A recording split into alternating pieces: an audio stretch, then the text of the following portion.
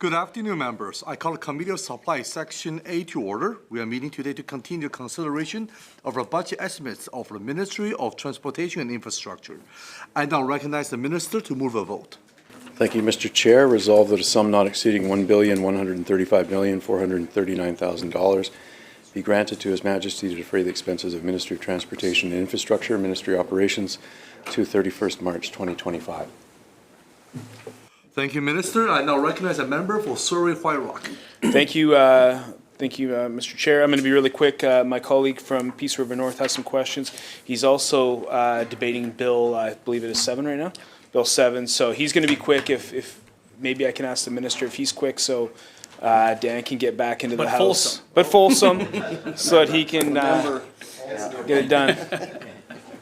Recognizing a member for Peace River North. Yeah, thank you, Honourable Chair, and I'm sure the Minister is expecting me to ask about the Taylor Bridge, but my colleague from Peace River South has already canvassed that, unless he has an announcement today to make right now that it's in the 3-year budget. Carry on. Yeah, carry on, okay. Thanks very much. I just have a couple quick questions here. Some different groups and agencies have brought it to my attention.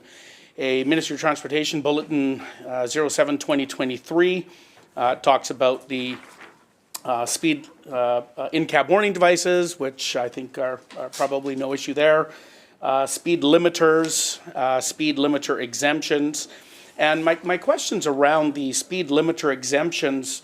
All commercial vehicles operating in a province manufactured after 1994 with a gross vehicle rating of more than 11,793 kilograms that have an electronically controlled engine must have their speed limiters activated, set accurately, programmed to a maximum speed of 105 kilometers per hour as of April 5th this year. I know some people, they have commercial pickups that do have a manufactured rating, but they do not use them in that regard. And I'm just wondering if there's been discussion and if there's possibility moving forward of reviewing, looking at, instead of the manufactured rating, looking at the insured rating to exempt these people that are now going to be caught because they don't use their vehicle for that said purpose. So I'm just wondering if the Minister can comment on that and maybe take possibly commit today to take that under advisement.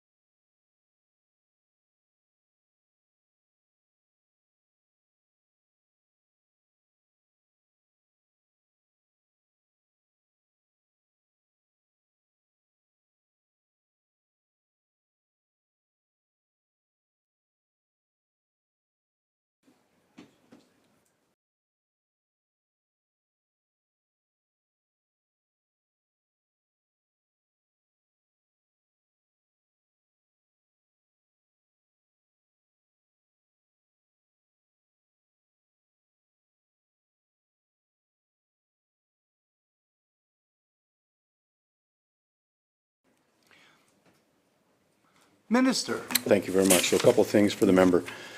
One is the ministry can offer him a briefing, and he can share any questions he has from constituents. But the regulation and the legislation that we passed for speed limiters was clearly to capture vehicles that are manufactured to a rating and can carry over 11,794 kilos or 25,000 pounds. So there shouldn't be really anyone that's falling in between the cracks there, because of course we're not talking about pickup trucks. We're talking about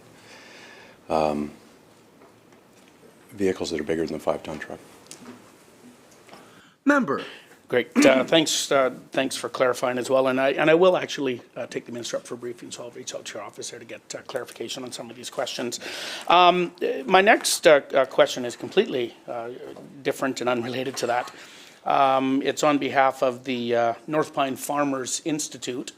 They've written a letter. I think I've corresponded with the minister and also written letters.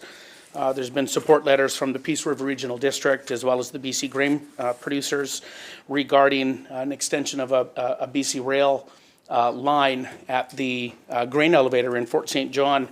Of course, we recognize the 70% of all the grain, 97% of all the oil seed is up in the Peace region. I think that is one of the only grain elevators left currently in the province, forcing many farmers to have to truck a lot of their grain over to Alberta. This was a great success story in a local organization taking over a grain elevator that was due to shut down and allowing farmers to deliver their grain locally and then use rail to get it to market as opposed to having to truck it, which increases costs, greenhouse gases, and everything that goes with it. So it's a great story. However, they are having challenges with capacity, and I know that they have reached out to the ministry regarding purchasing a little piece of property that runs right just behind the grain elevator in Fort St. John. And I'm just wondering if at this time the minister has had a chance to review some of that, and if he could provide his thoughts on that.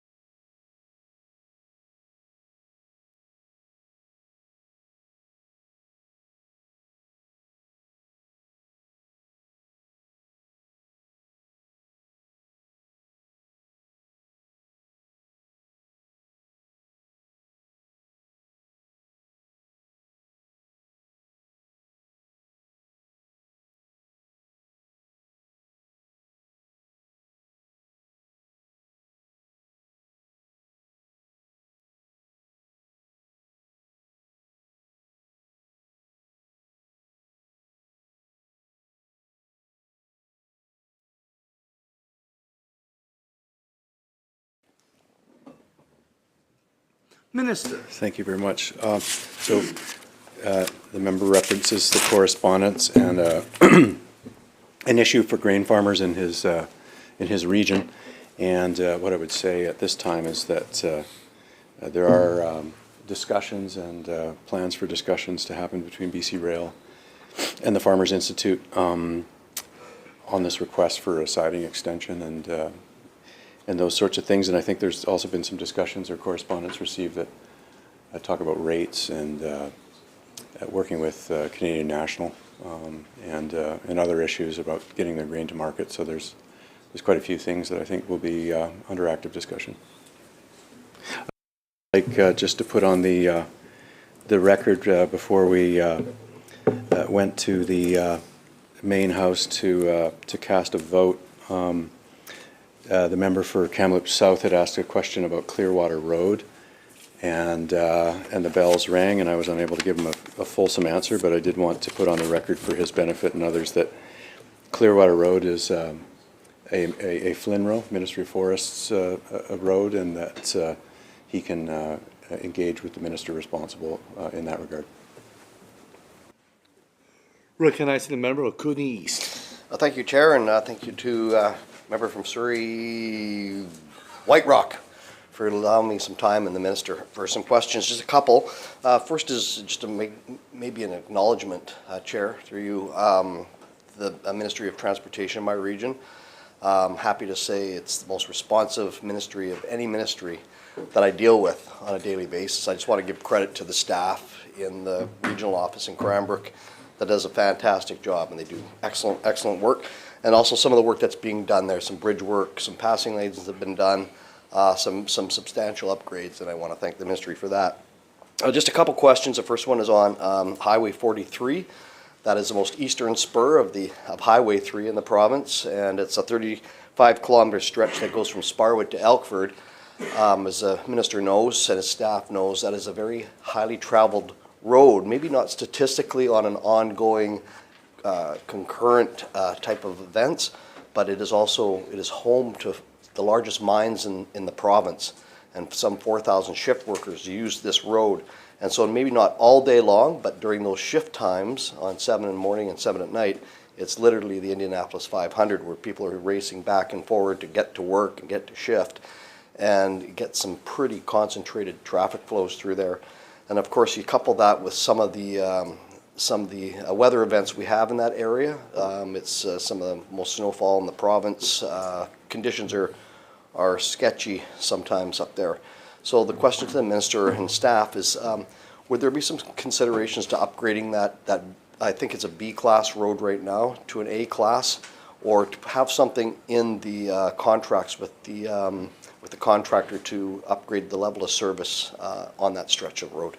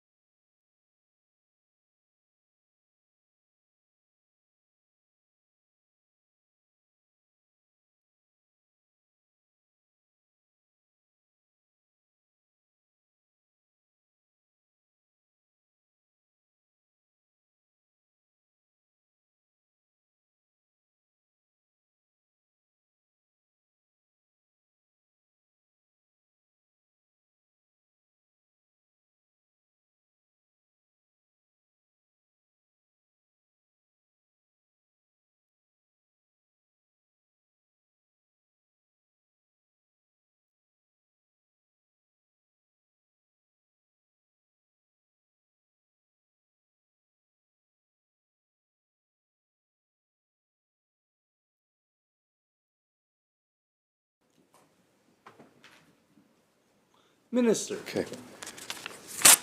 So thank you to the member for the question, and thank you also for sharing your positive reflections on working with the ministry in your region. With regards to Highway 43, we're just looking into the classification and whether a traffic count is warranted to see if, in fact, it's properly categorized. So let us do that and get you a response, hopefully today, but in the coming days for sure. One thing I would mention to him is that Main Road East Kootenay, the road maintenance contractor, has begun to coordinate road patrols and plowing and sanding services with tech resources to align with the shift changes to make sure that when there are storm events, weather events, that the sort of hardest attack on whatever is accumulating on the roads is done to coordinate with the when the most traffic is experienced on those roads. So that's something that we hope will improve things for the coming winter. Member. Thank you, Chair. Thanks to the Minister. So, yeah, and I'll relay that information to some of my constituents that are concerned on some of those maintenance checks with tech resources. That's awesome to know. They're working together on that. As the Minister knows, unfortunately, there was a fatality on that road this year, and I'm fearing that it may not be the last. And of course, weather conditions have a lot to do with that. Which leads to my next question is on the diversity of the province. As the Minister knows, even in my region alone, in the Kootenays, there's up to 7 weather conditions going on at the same time. You come around into one valley, it's a total different set of situation if you go into the other valley. So with that and the maintenance contract work that gets done, it's to my understanding that all the conditions or all the not the recommendations, but all the requirements, I guess is the word I'm looking for, all the requirements that are set out in the maintenance contracts are universal across the province. I may be wrong on that, but if I'm not, if it is universal on response times on classified roads, A's, B's, C's, and D's, and E's, and others, would the ministry give any consideration to customizing contracts in the province to reflect those conditions that are in those areas? Because what is good perhaps in the Kootenays may not be good on the Lower Mainland as far as response times goes. For example, snowfall in the Lower Mainland seems to dissipate maybe after an hour or two, where in the Kootenays that response time might need to be quicker. Any comments on that?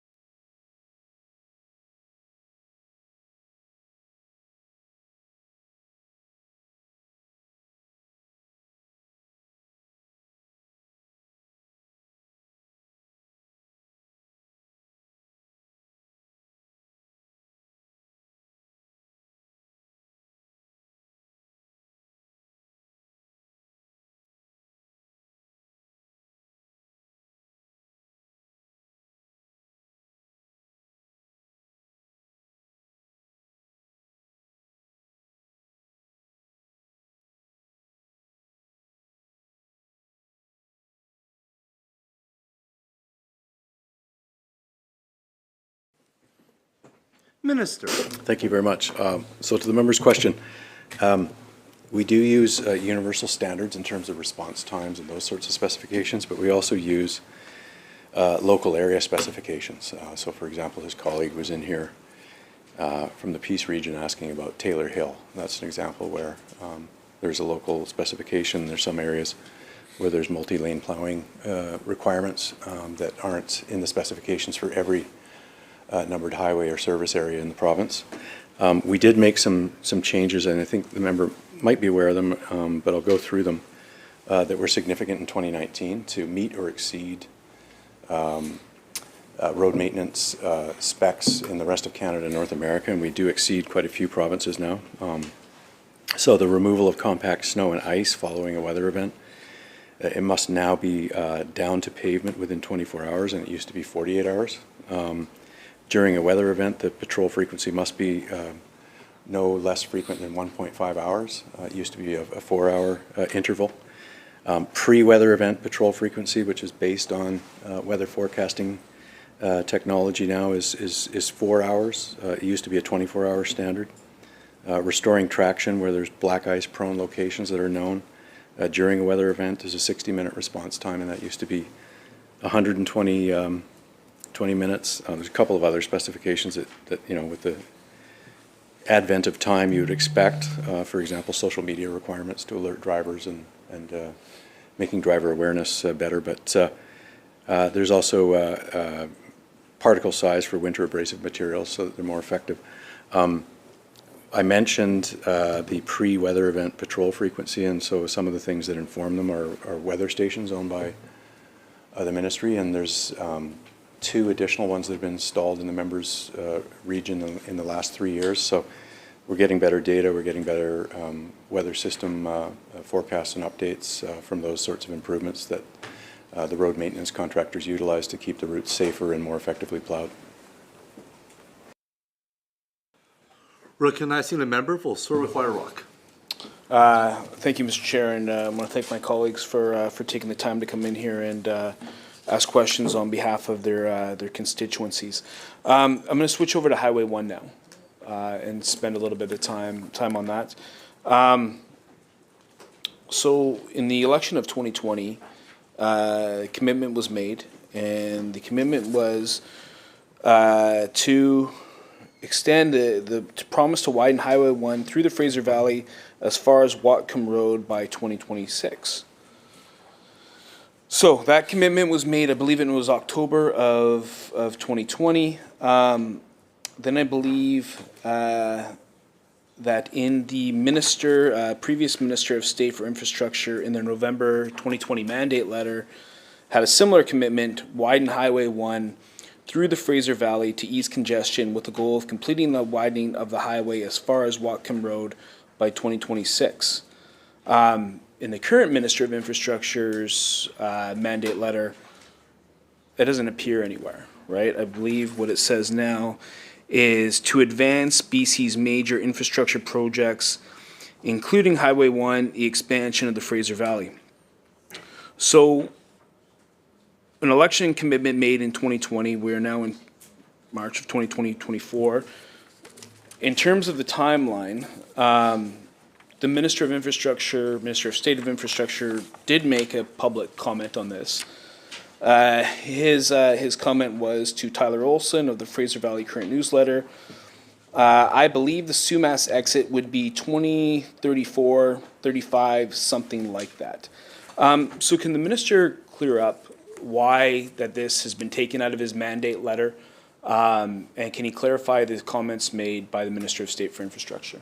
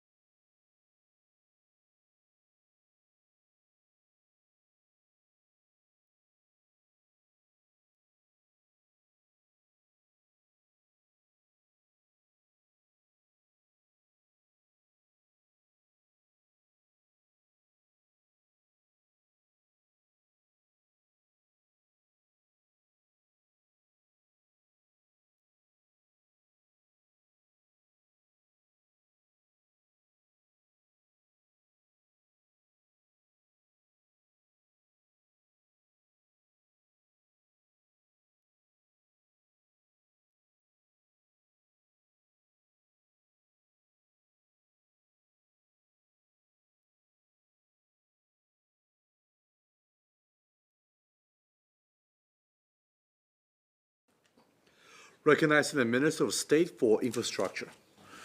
Well, just first of all, say that the commitment to widen Highway 1 is still in my mandate letter.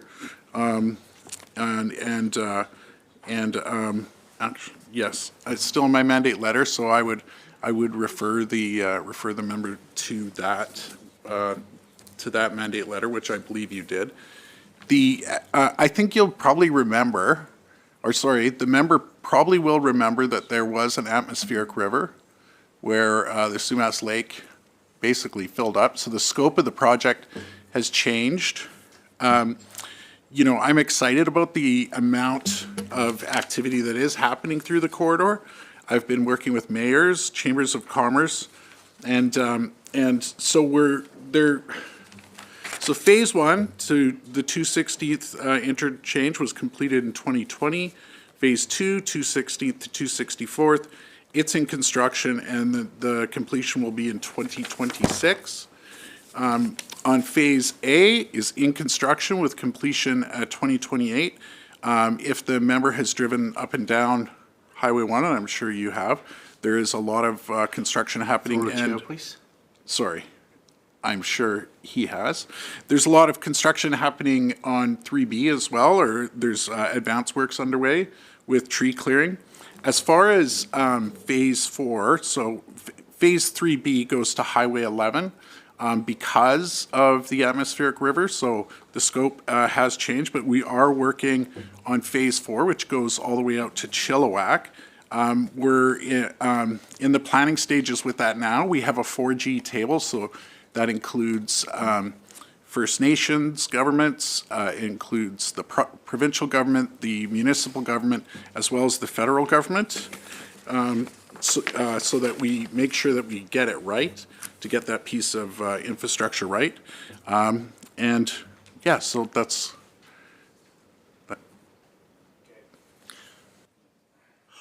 Member. Thank you for that, Mr. Chair. So again, I'll say it.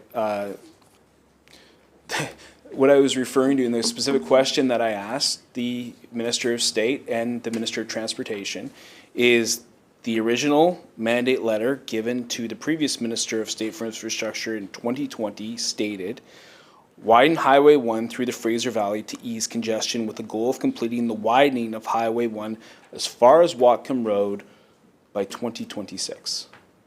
Okay?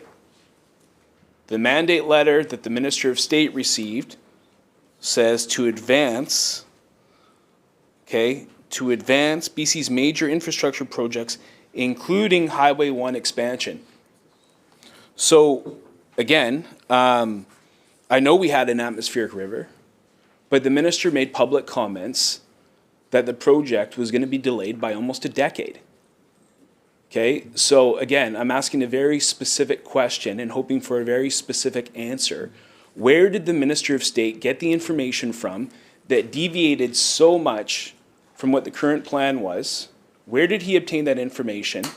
And what is the current timeline to have all of that work complete as of today?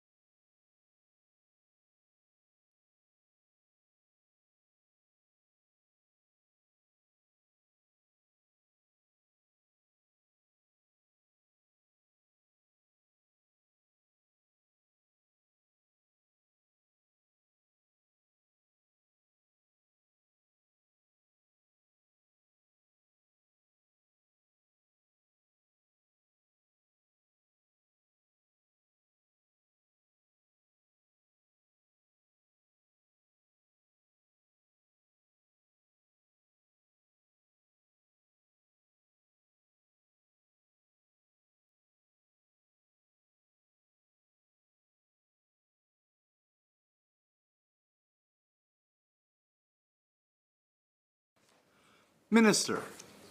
Thank you, Chair, and thank you to the member for the question through you, Chair. The member's correct. The timeline has changed, but the scope of the project has also changed. As the member will recall, Wacom Road was under 2 meters of water during the atmospheric river. We've also, the project will also include new HOV, electric vehicle lanes, truck climbing lanes, bus on shoulder lanes, active transportation, which is a multi-use pathway with a sidewalk and bike lanes. It'll include new structures at Glover Road, 232nd, the CPKC rail overpass, 264th Street, interchange, Bradner Road, overpass, new Fish Trap Creek Bridge, Pierdenville Road overpass, Riverside Road overpass, and Highway 11 interchange. It includes mobility hubs at the 264th Street Transit Exchange, 264th Street Park and Ride Pool, 264th Street truck parking, Bradner Rest Area and truck parking, as well as Highway 11 truck parking. There's going to be along the corridor transit-orientated developments, as well as access to key industrial areas.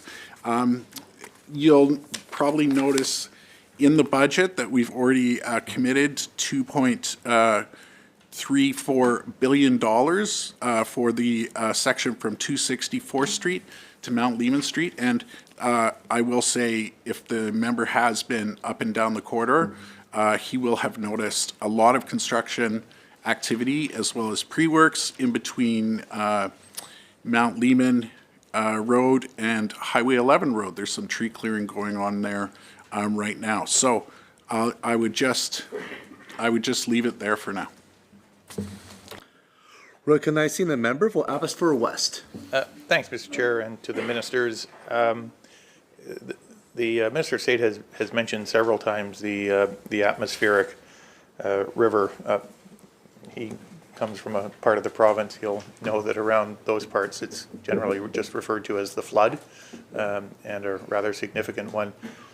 But he has talked about that in the sense of changing the scope. So is the message that we should take back home that the next time the Nooksack River flows north across the border in the way that it did, that Highway 1 won't be underwater? Is that sort of the implication of the description we're getting here?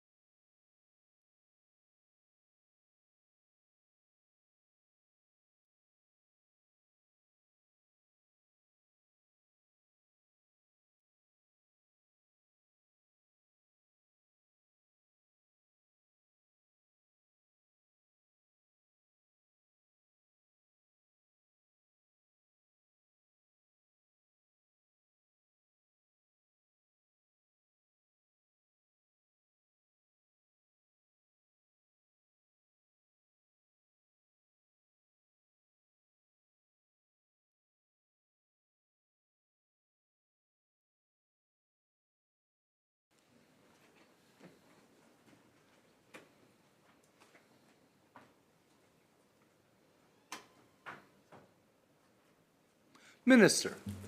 Thank you, Chair, and through to the member. So obviously, we've increased the scope. We've increased the length of the improvements as well. We're going all the way to Yale Road West, which goes into Chilliwack. However, at the moment, we are working with a 4G table, as I said before, First Nations, municipal government, provincial government, federal government. There's also a separate table with the United States government. We're looking at the flood defenses on the Sumas Prairie and whether the road has to be raised or not, and what those defenses look like. That's part of the 4G table where we're discussing with them.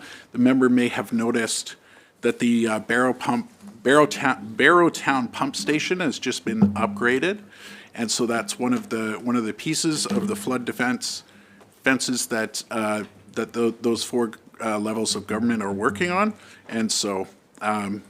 Yeah, so the road is going to be longer and it's going to be better. Member. Well, that's just darn good news.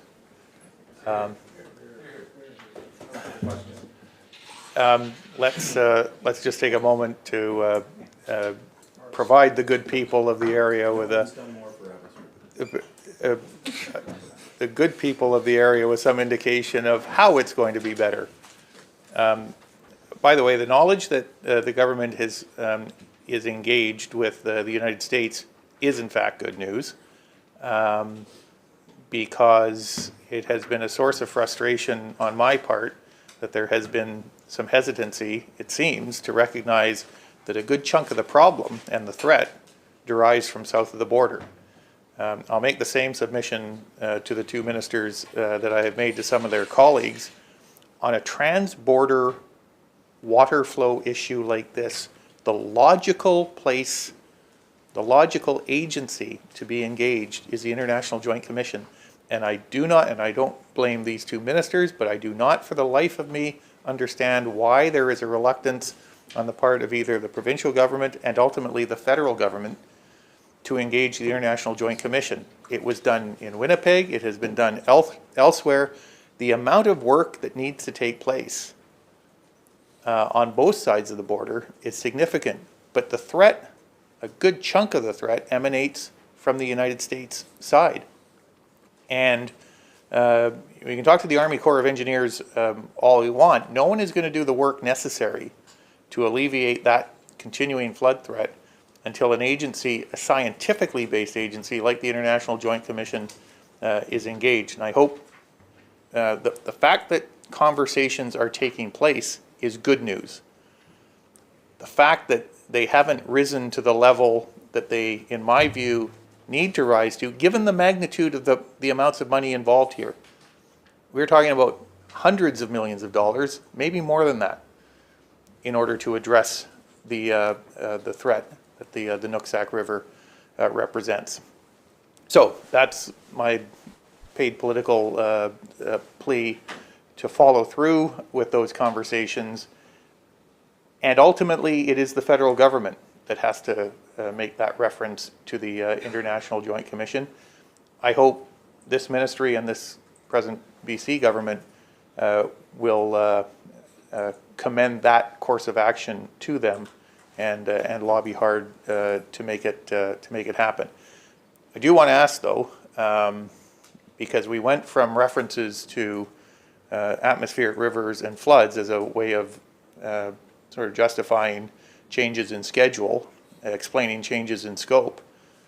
So is the objective here to make Highway 1 between Whatcom or Sumas Way and Chilliwack past the Vetter Highway, and the Minister of State knows the area I'm talking about, Lickman Road, is the objective to raise the freeway above the flood levels we saw in the 1990s and more recently 2 years ago? Is that the government's objective?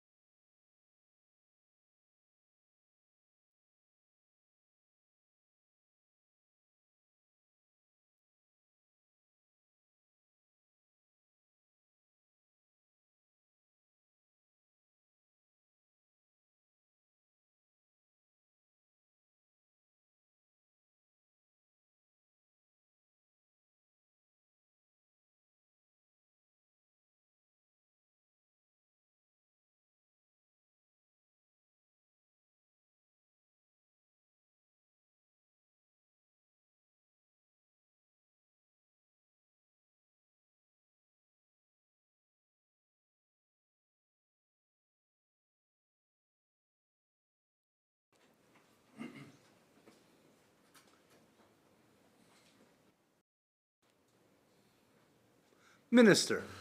Thank you, Chair. Since we're from the same area, I'm sure the member and I can talk with some familiarity. I enjoyed him on his podcast the other day. It's very good. Anyway, so it was pretty good. It was 38 minutes that I was sitting on the edge of my chair for. Yeah. Yes. Okay. At the moment, we're working with the 4G table that I referred to earlier, which is the First Nations governments, the municipal governments, the provincial governments, and the federal government. And right now, the focus is on flood defenses. There's no indication at this time whether we need to raise the highway, but I will say, and I'm sure the member knows, being from Abbotsford West, but I'm sure the member has made it out to Abbotsford East and Chilliwack before, that it's going to greatly improve goods movement as well as people movement. We really don't want a bottleneck at Chilliwack anymore. So the HOV lane is going to take a lot of cars and also change the modes in which people travel, and that will clear up some of the other lanes for goods movements, and also the multi-use pathway, as I mentioned before, bus on shoulder lane, rapid bus on shoulder lane. So there's a lot of improvements we're doing here, and it's going to make the region better, and I'm sure the member agrees. Member. Thanks, Honourable Chair, and to the Minister of State. And I say this respectfully, because the projects of these sort are horribly expensive. So when I say talk is cheap, talking about it is easy. It's good. Nothing gets done without people talking about it and making some decisions. But it is another thing to actually see work underway and being commenced and then ultimately being completed. My colleague from the Kootenay, just to my earlier observation about the International Joint Commission, reminds me that the Prime Minister and the President, with respect to the Elk Kootenay watershed, did make a referral to the IJC. So it does happen. It can happen. It won't happen unless the provincial government makes it clear that it believes the federal government needs to make it a priority. And look, the member knows, you quantify the amount of damage that took place in the last flood and the one in the 1990s. And we are talking about massive amounts of money. Never mind the impact that it's had on people. And we can, I'll say this, we can do whatever we want to the road, as important as that is, but it'll do nothing to protect the people that live on either side of that highway. So all to say, as part of a broader strategy, I urge the ministries and the ministers and their colleagues to follow through and get a similar referral. It doesn't sound like we have agreement yet on what Highway 1, that phase of Highway 1, is going to ultimately look like. The Minister of State says we're involved in 4G discussions. We're a bit vague on what it means for the level of the highways, although there's some conceptual notion of some of the things the government wants to add. So we don't yet know what the scope of the project is. I'm not sure if there's any funds allocated, or certainly any federal funds allocated for that phase. If I'm wrong, I hope the Minister of State will correct me and make it clear what funds have been allocated federally as well to the project. And thirdly, the date the date that it is scheduled for completion. And I'll confess my skepticism, I don't think there is one. But if I'm wrong, this is the moment, and in my case, the final moment, the final opportunity I'll have to put the question to those who are in charge to say, what is the date by which that project and those two phases of the Highway 1 project are slated for completion?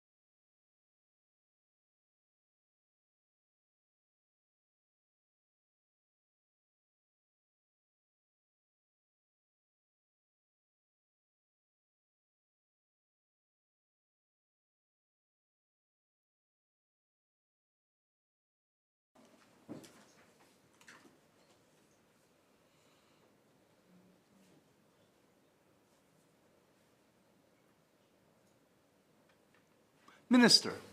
Thank you, Chair, from through you to the member. I'll just say that as far as funds allocated, we have $30 million in planning funds right now in engineering. We aren't actually, waiting for the 4G table to complete this highway. We've been accelerating towards Highway 11. We have in 3A, we have $2.3 billion already allocated to complete the 3A piece, which is between 264th and Mount Lehman Road.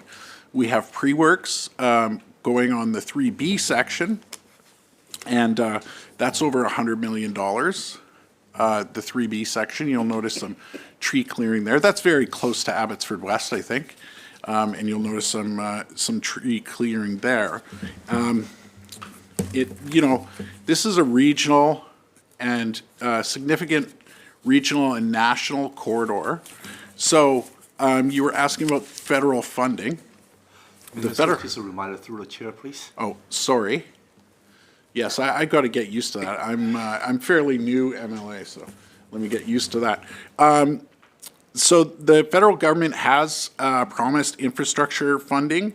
There was the National Trade Corridor Fund and ISIP funding, which are both depleted now. 100% has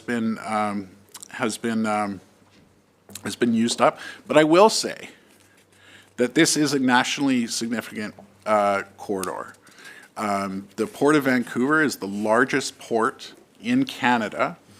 And I mean this, and most goods flow through there on rubber tires to the rest of Canada.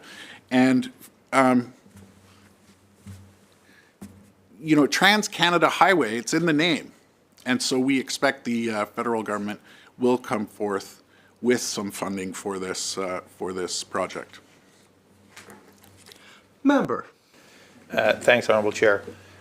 Well, no argument from me around the importance of the corridor. I don't think anyone in the province would quarrel with the importance of our national highway and what it means for moving people and goods. What we are hearing, however, and what I am obliged to summarize, and if I get this wrong, the Minister has an opportunity to correct me, is that for all of the announcements and expressions of goodwill and good intentions, and for all of the expressions of understanding the importance of the transportation corridor, we don't have a funding commitment from the federal government. In fact, the Minister of State has said that one of the funds has been depleted, and we are hoping that the federal government will allocate some funds in the future to allow the project to proceed. And in the absence of information to the contrary, we don't have firm completion dates. And for people in these communities and people across the province who rely upon this corridor for movement of people and goods, that's disappointing. So again, that's what I have heard, more particularly what I haven't heard, that there are set dates for the completion of this upgrade to our national highway, to Highway 1. And part of the reason for that is there is no funding commitment from the federal partner that I presume it's a prerequisite to the projects moving ahead. If I'm wrong, it's the Minister's opportunity to correct me. But I won't be wrong unless the Minister can tell the committee, here are the dates that we are committing to have these projects completed by. In the absence of that, it's talk, it's promises, it's good intentions, but it's by no means a deliverable commitment. That's what he said.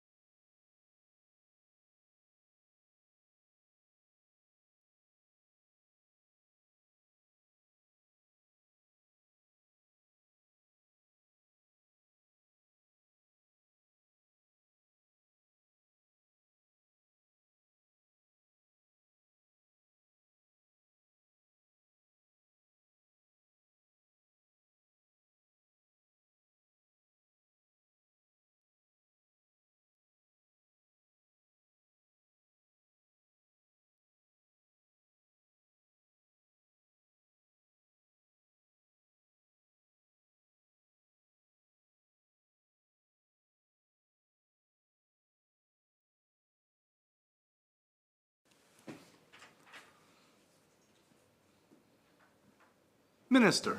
Thank you, Chair, and through you to the member. It's possible this member might be in Ottawa soon, and perhaps the member can help us out when it comes to federal funding. Or I might be in Costa Rica, but. Much nicer place. Yes, Where a lot of MPs go. I mean, yes, a lot of MPs vacation there. So, we have used up 100% of the National Trade Corridor Fund, ISIP Fund, and Building Canada Fund. There will be a federal budget in April, and we're hoping very much that they replenish some of those funds. I will say, this isn't talk. As you've probably driven through, as the member has probably driven through the corridor, we are doing the work now. And we are 100% funding it, the province is currently. We went through, sorry here.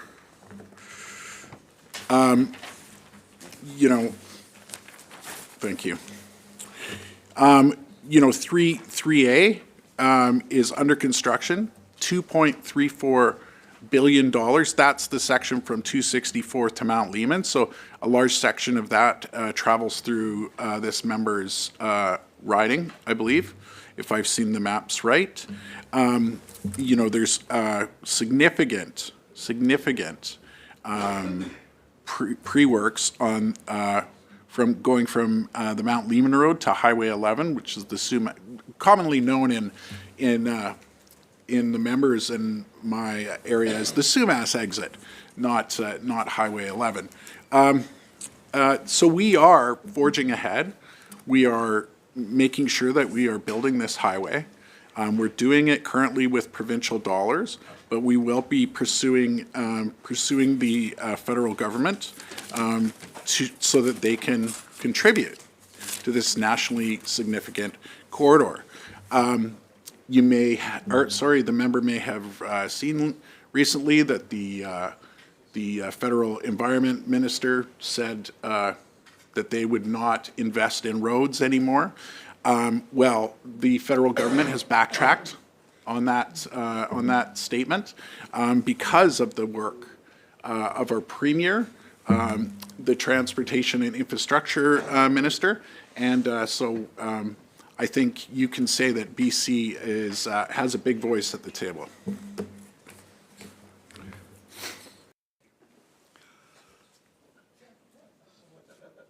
Recognizing the member for Surrey White Rock. Thank you, Mr. Chair. So what did the Premier do to convince him otherwise?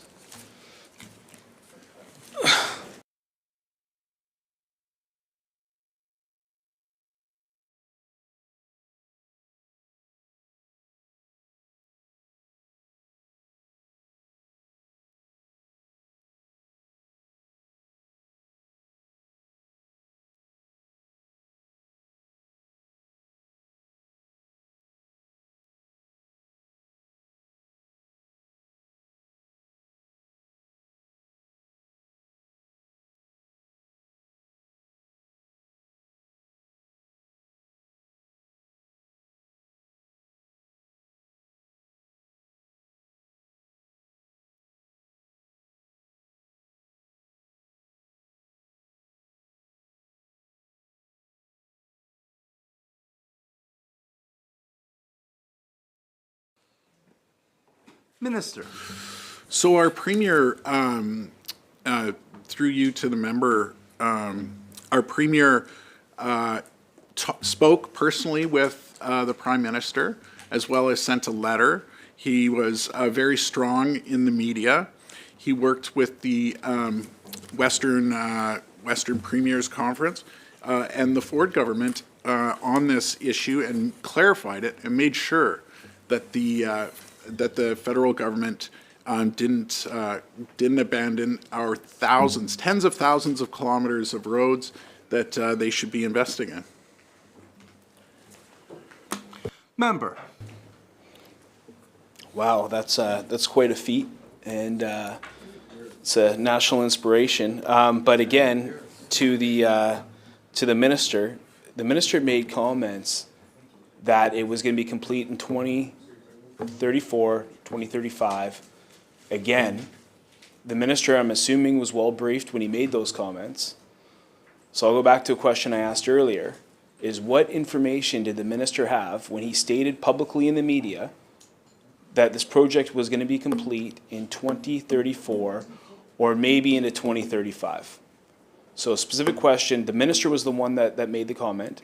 Why was that comment made for 2034 and 2035?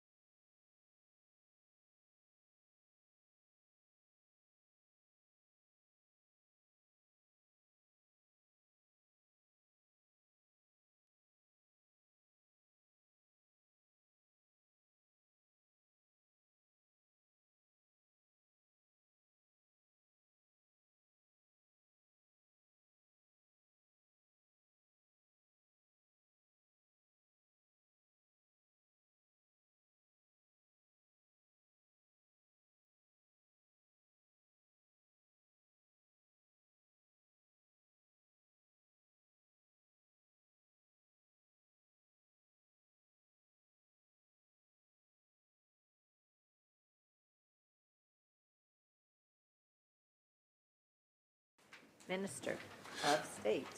Thank you, Madam Chair. It's great to see you.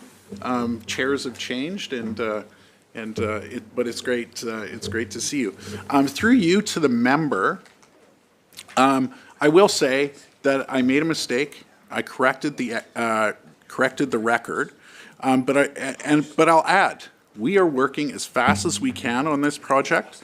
The Phase 3A from 264 to Mount Lehman Road will be completed by 2028, and we're doing advanced works on 3B. If the member has driven down the corridor, the member will have seen the significant construction that we are doing on this project. We're forging ahead with provincial dollars, billions of provincial dollars. We're not waiting for federal money, and we are working hard to complete this project, which I don't think the previous government can say they did very much at all in the 16 years that they were in office. And I will leave it there. Member. Thank you, Madam Chair. And again, I think it's multiple times either myself or my colleague has asked for a completion date. The only one that we have on record is the one that the minister was forced to come out and correct. When he gave the completion date of 2034, 2035, and the ministry came out soon after and corrected him. But in the absence of that, that's all we're left with. So we would think that if the Minister of the Crown is doing a media interview, that he would have been briefed in terms of something so significant and something so close to his riding. He talks about the previous government, and when we talk about the Highway 1 corridor, there was a plan in place to meet the needs of commercial trucking, right? In 2017, it was announced that the North Surrey truck parking facility was to begin construction later that year to be complete by winter of 2018. It would have provided parking for up to 150 commercial trucks in a well-lit and safe facility. 2 years after that, the NDP government announced construction starting, but they scaled it back from 100 trucks. Sorry, they scaled it from 150 to 100. 7 years later, there's not a single parking spot open. What we've seen now that Mayor of Surrey has taken it upon herself to try and find locations for trucking, and we understand this is a problem not only in Surrey, it's a problem in Abbotsford, and it's a problem in Chilliwack.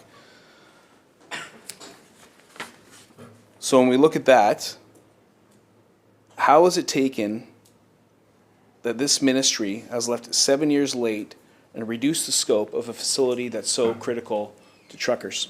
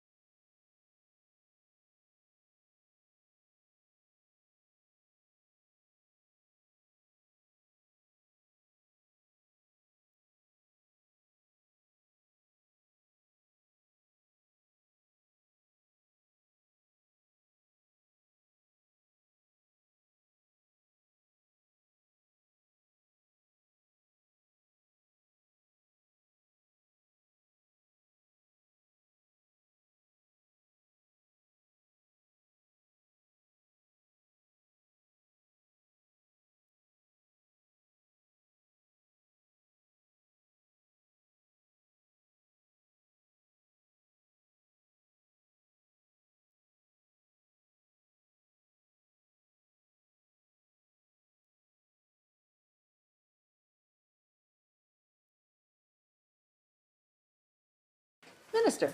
Thank you very much. So a couple things before I get to the North Surrey truck parking facility, because we've just been discussing Highway 1 and the expansion of the Trans-Canada through the Fraser Valley.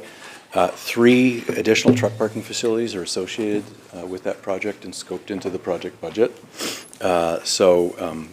Truck parking is not just an issue in Surrey, it's an issue in communities further from Surrey, Langley, and into the Fraser Valley. And that's very much contemplated in terms of having a truck parking capacity. This project that we're under discussion about did change a couple of times, and it was competed with by other construction projects, and I speak specifically of the Trans Mountain pipeline construction, of which the surface lot for the truck parking facility is now paved over. So that construction work had to be undertaken, excavated, completed, and before the facility could be finished. The scope also changed in terms of how it was configured. There's 24-hour security as a feature there. Enhanced rest facilities like showers for truckers are part of it as well. We are aware that the City of Surrey, they've had a truck parking task force, I think, for at least a dozen years.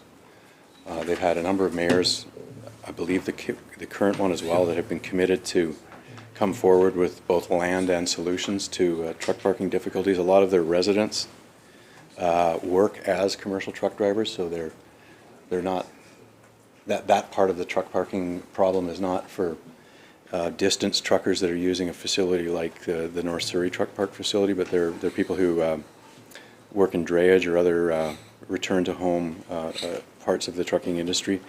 And we hope that that Surrey is going to continue to move forward on that. And my understanding is that they have 4 sites. They've gone out to RFP. They're not built yet, but the City of Surrey has made land available, and they're looking at a public-private partnership to provide additional truck parking in their municipality. Member. Thank you, Madam Chair. Just to be clear, what the minister was referencing, was he referencing the North Surrey truck parking facility when he's talking about the showers, or was he referencing another? What was specifically was he referencing? Minister. I was speaking about the North Surrey facility. Member. Thank you, Madam Chair. In my comments, I did stress that it isn't just Surrey. It's Abbotsford. It's Chilliwack. It is also, as the minister said, it's Langley as well. So in terms, I get the scope changed in the project, but this has been an ongoing issue. It's been a number of years. It's been actually, I think, as the minister said, it's been previous mayors have worked on it. But in terms of this specific one, was it just the scope that caused the delay? Minister. Yeah, no, as I mentioned, the Trans-Canada, Trans Mountain pipeline construction caused the delay as well. Member. Okay, so again, to the minister so how come that wasn't rectified, right? In terms of for the North Surrey truck facility itself, right? When we knew that parking was an issue. So was that the only reason why that there was a delay was based on Trans Mountain? Minister. Another reason was that the construction management had to change, and we had to add some time in that regard, because it was important to have a site that was fenced in a manner that we wouldn't have anticipated originally in order to prevent things like encampments. Member. So then what was the incompletion date and the total cost of that project?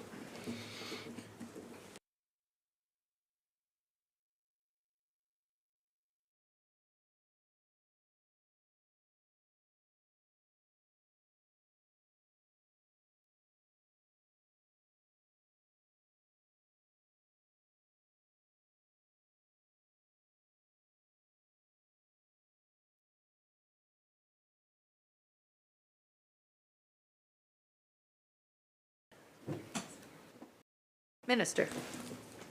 Okay, so the project was phased around the pipeline construction so that the intersection improvements could be done first. That began in 2020. The completion date is this year. The budget is 30 million as originally projected. It's a phased truck parking facility as well, so the number of, a third of the site is developed now, and there's 2/3 of the site that remains developable in the future. Member. Thank you, Madam Chair. Thank you to the Minister for that clarification. So when it does open this year, how many commercial trucks will be able to be parked there? Minister. 106. Member. Okay, so that's short of the original commitment of 150. So is that something that could be done?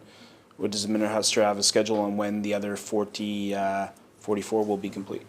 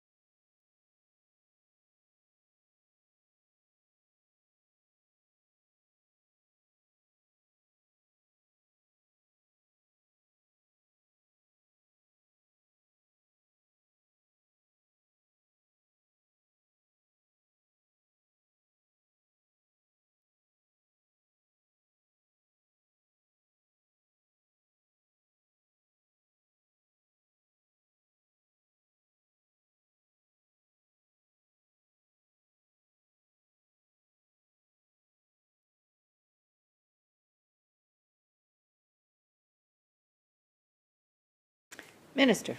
Okay. So the reduction in parking spaces was due to a design reconfiguration. First of all, the facilities, rest facilities for truckers took up more space than originally designed. The addition of security gates and the 24/7 security operation there means that you need more backup traffic space. That meant there were fewer parked truck spaces. The site is expandable by 200, so there will most definitely be additional phases to this project. And I would stress again that it was a little more complicated than we expected because of the Trans Mountain pipeline being an active construction site. So we phased around that to begin with the intersection improvements and then get to the surface parking and the amenities. We're also, as I said, and as the member referenced, I think in his first question in this section, looking at successive improvements and new truck parking facilities off highway throughout Highway 1 as a part of the Highway 1 revitalization project. Recognizing the leader of the House Leader of the third party? No? Who am I recognizing? I thought you were going to take a recess, but you can go. Oh, you want a recess? Okay. I'm calling a 10-minute recess.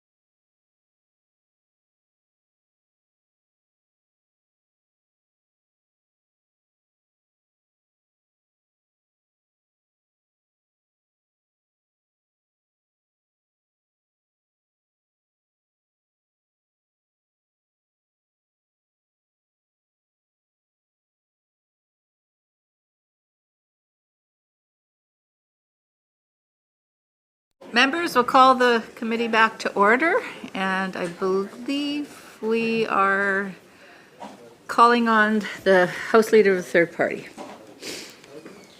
Thank you, Madam Chair, and I look forward to the exchange with my colleague. I think this is like the third time now that we've had the opportunity, third or fourth time, the opportunity to engage on budget estimates for transportation. I imagine that there might be some emergent, or not emergent themes, some themes that we've covered in the past we'll cover again today.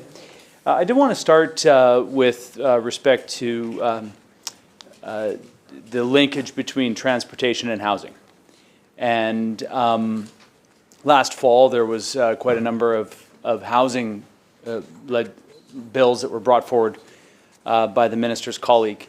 And a lot of the housing that has been discussed by the government is connected to transportation, transit planning, and making sure that specifically transit-oriented development has the transportation needed in order for it to happen. So I'm just wondering if the minister could characterize the linkage between these two and whether or not there's going to be an added focus on the Ministry of Transportation in order to ensure that the housing that the government has put forward is unlocked.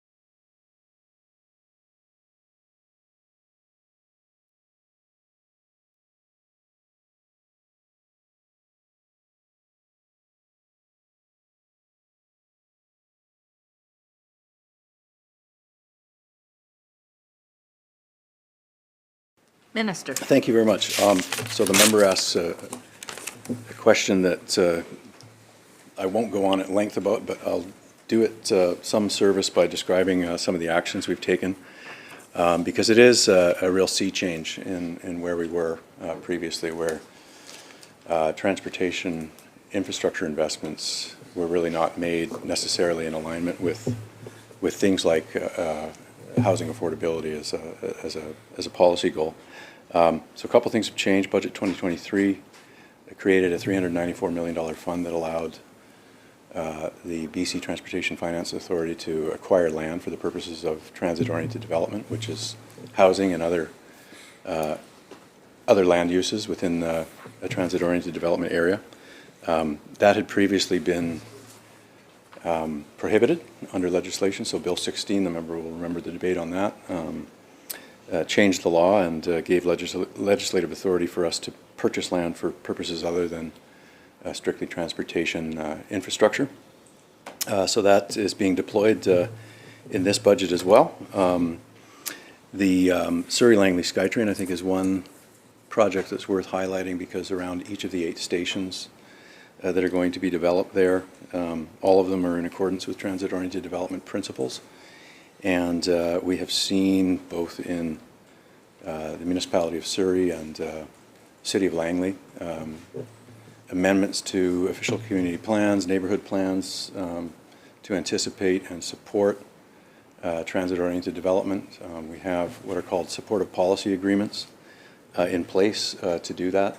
So it's a very collaborative process with local government. We just finished a section in these estimates about Highway 1, and while that I think is wrongly characterized by some as a highway widening project, it's actually a project designed to facilitate rapid bus technology with dedicated bus lanes to have superior travel times, to orient communities that are off highway, to do extensive interchange improvements that are, again, to advantage transit to be able to get through the Fraser Valley from Metro Vancouver.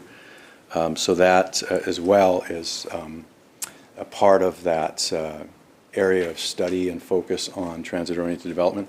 We also have, and this is probably for if the member wishes to pursue it,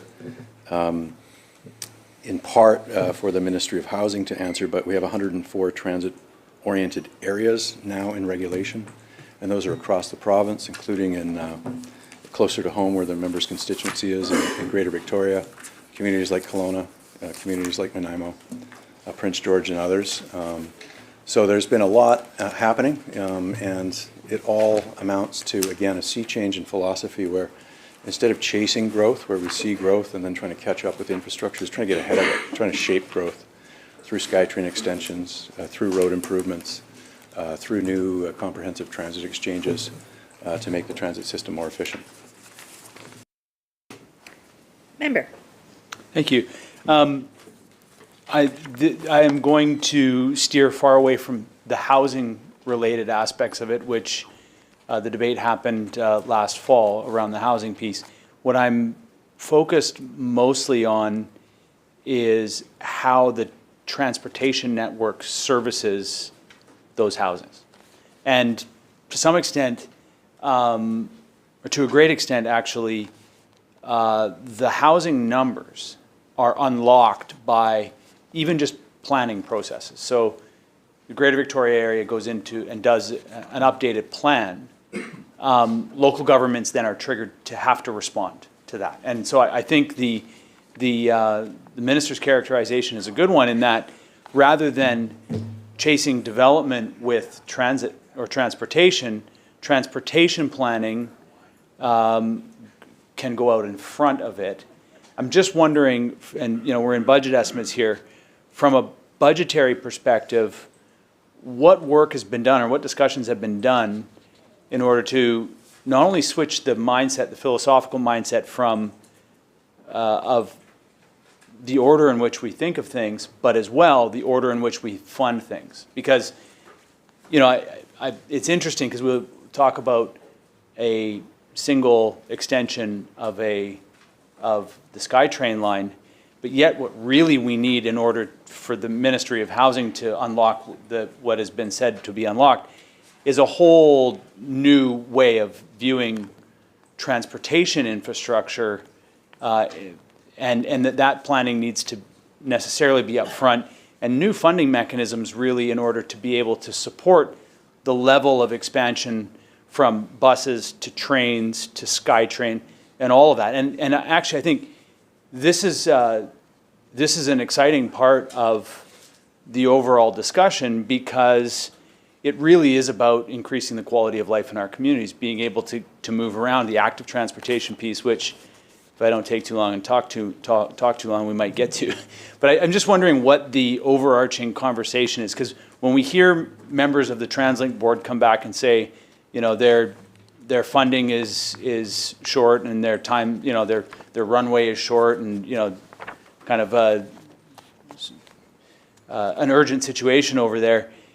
What I'm hoping is for there to be very much a kind of a long-term thinking, a long-term project in order how to fund transportation infrastructure rather than just point to single projects. What is that overarching philosophical discussion that's happening, or is there one?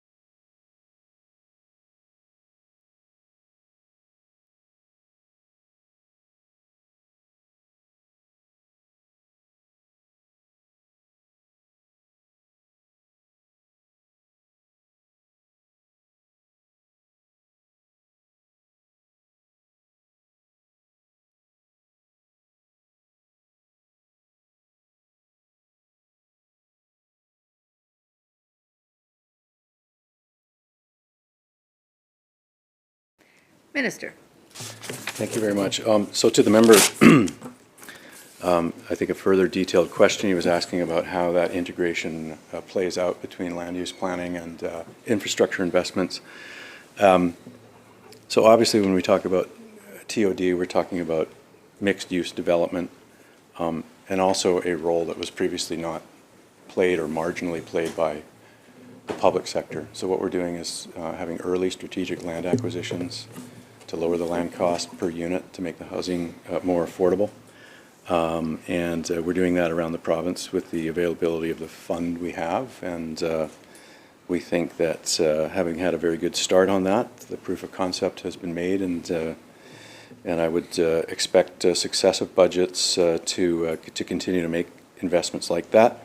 I think it's also influenced the federal conversation and their policy development. So they announced a program some years ago, not yet deployed, but the Permanent Transit Fund, which we expect receipt of in 2026, has now aligned more closely with the Housing Accelerator and other federal programs that are part of that.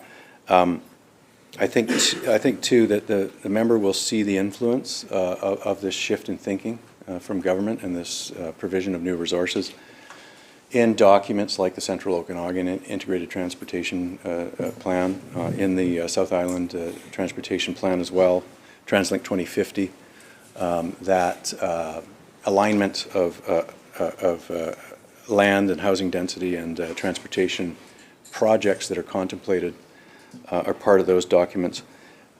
Also, it's important to say transit is obviously key and central, but it's multimodal. So when you look at some of the design principles and the adjustments to in the supportive policy agreements and the official community plans, you see pedestrianized public spaces contemplated, walkability being a key feature too, in the case of a TransLink station or a transit exchange, as part and parcel of that development. Multi-use pathways as well are now part of almost every major infrastructure project I can think of. We talked about Surrey Langley SkyTrain, so there will be a multi-use pathway along that 17-kilometer alignment.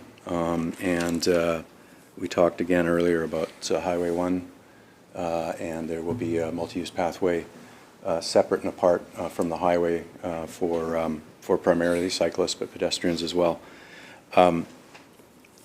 So capital aside, operational dollars are important too. So if the member wanted to look at the budget for BC Transit, for example, excuse me, there is $1.4 billion in budget 2024 for transit projects overseen by BC Transit and communities around the province. And there's also on the operating side a planned expansion by 358,000 annual service hours on all the communities served by BC Transit to make sure that some of those communities that are proximate or close to high-frequency service are indeed meeting the test of frequent service and the development that would accompany that.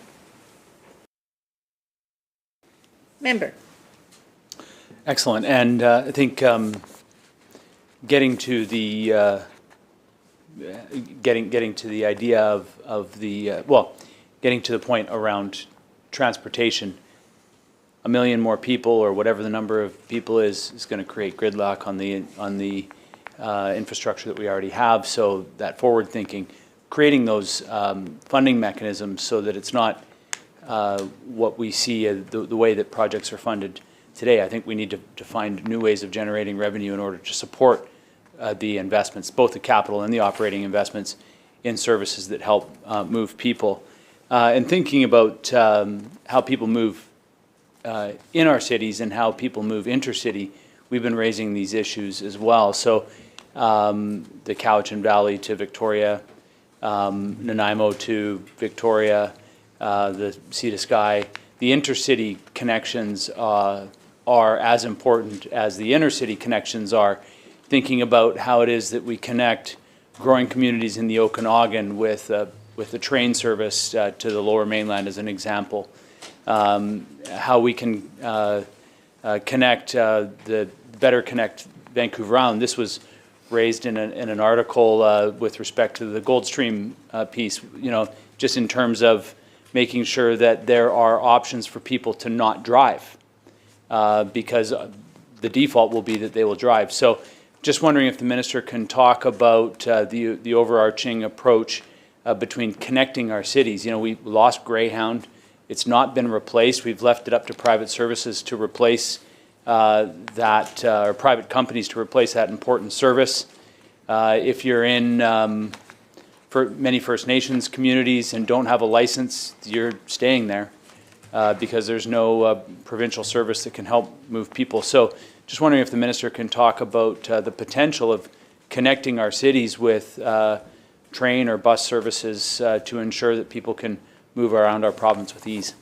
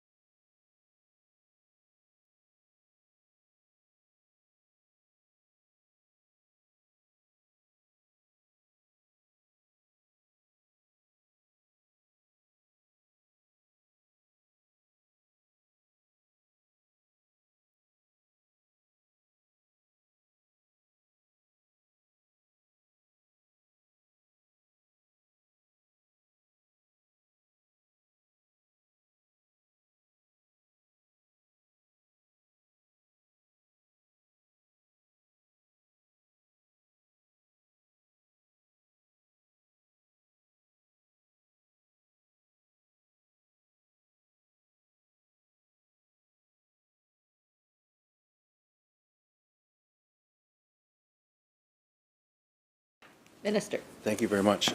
So to the member, this has been a large area of focus since Greyhound pulled out of the province in 2016, 2017. And it has led to the development of new services on Highway 16 and in northern BC, for example, by a company called BC Bus North that has contractors working for it. Also, there's an Indigenous shuttle program that we created that's now operating on a number of communities on that corridor and others, some of them closer to where the member and I live and represent communities. There's been another area of focus around expanding BC Transit's intercity or interregional transit connections. The member referenced Victoria to Cowichan. That's a new service that was created in 2019. In 2021, there was a new service introduced between the Cowichan Valley and Nanaimo. We have connections now around the Okanagan Lake, between Kelowna, Peachland, Summerlands, Penticton, and I believe Transit is working on connections into Oliver and Osoyoos. Another area of focus for the traveling public that is car-free is to have better integration for trip planning between BC Transit, if you're leaving a community service by that, to a BC ferry terminal, to, in some cases, a TransLink operated transit facility. So all of the companies are working on that to make it an easier payment system, an easier, more seamless booking system.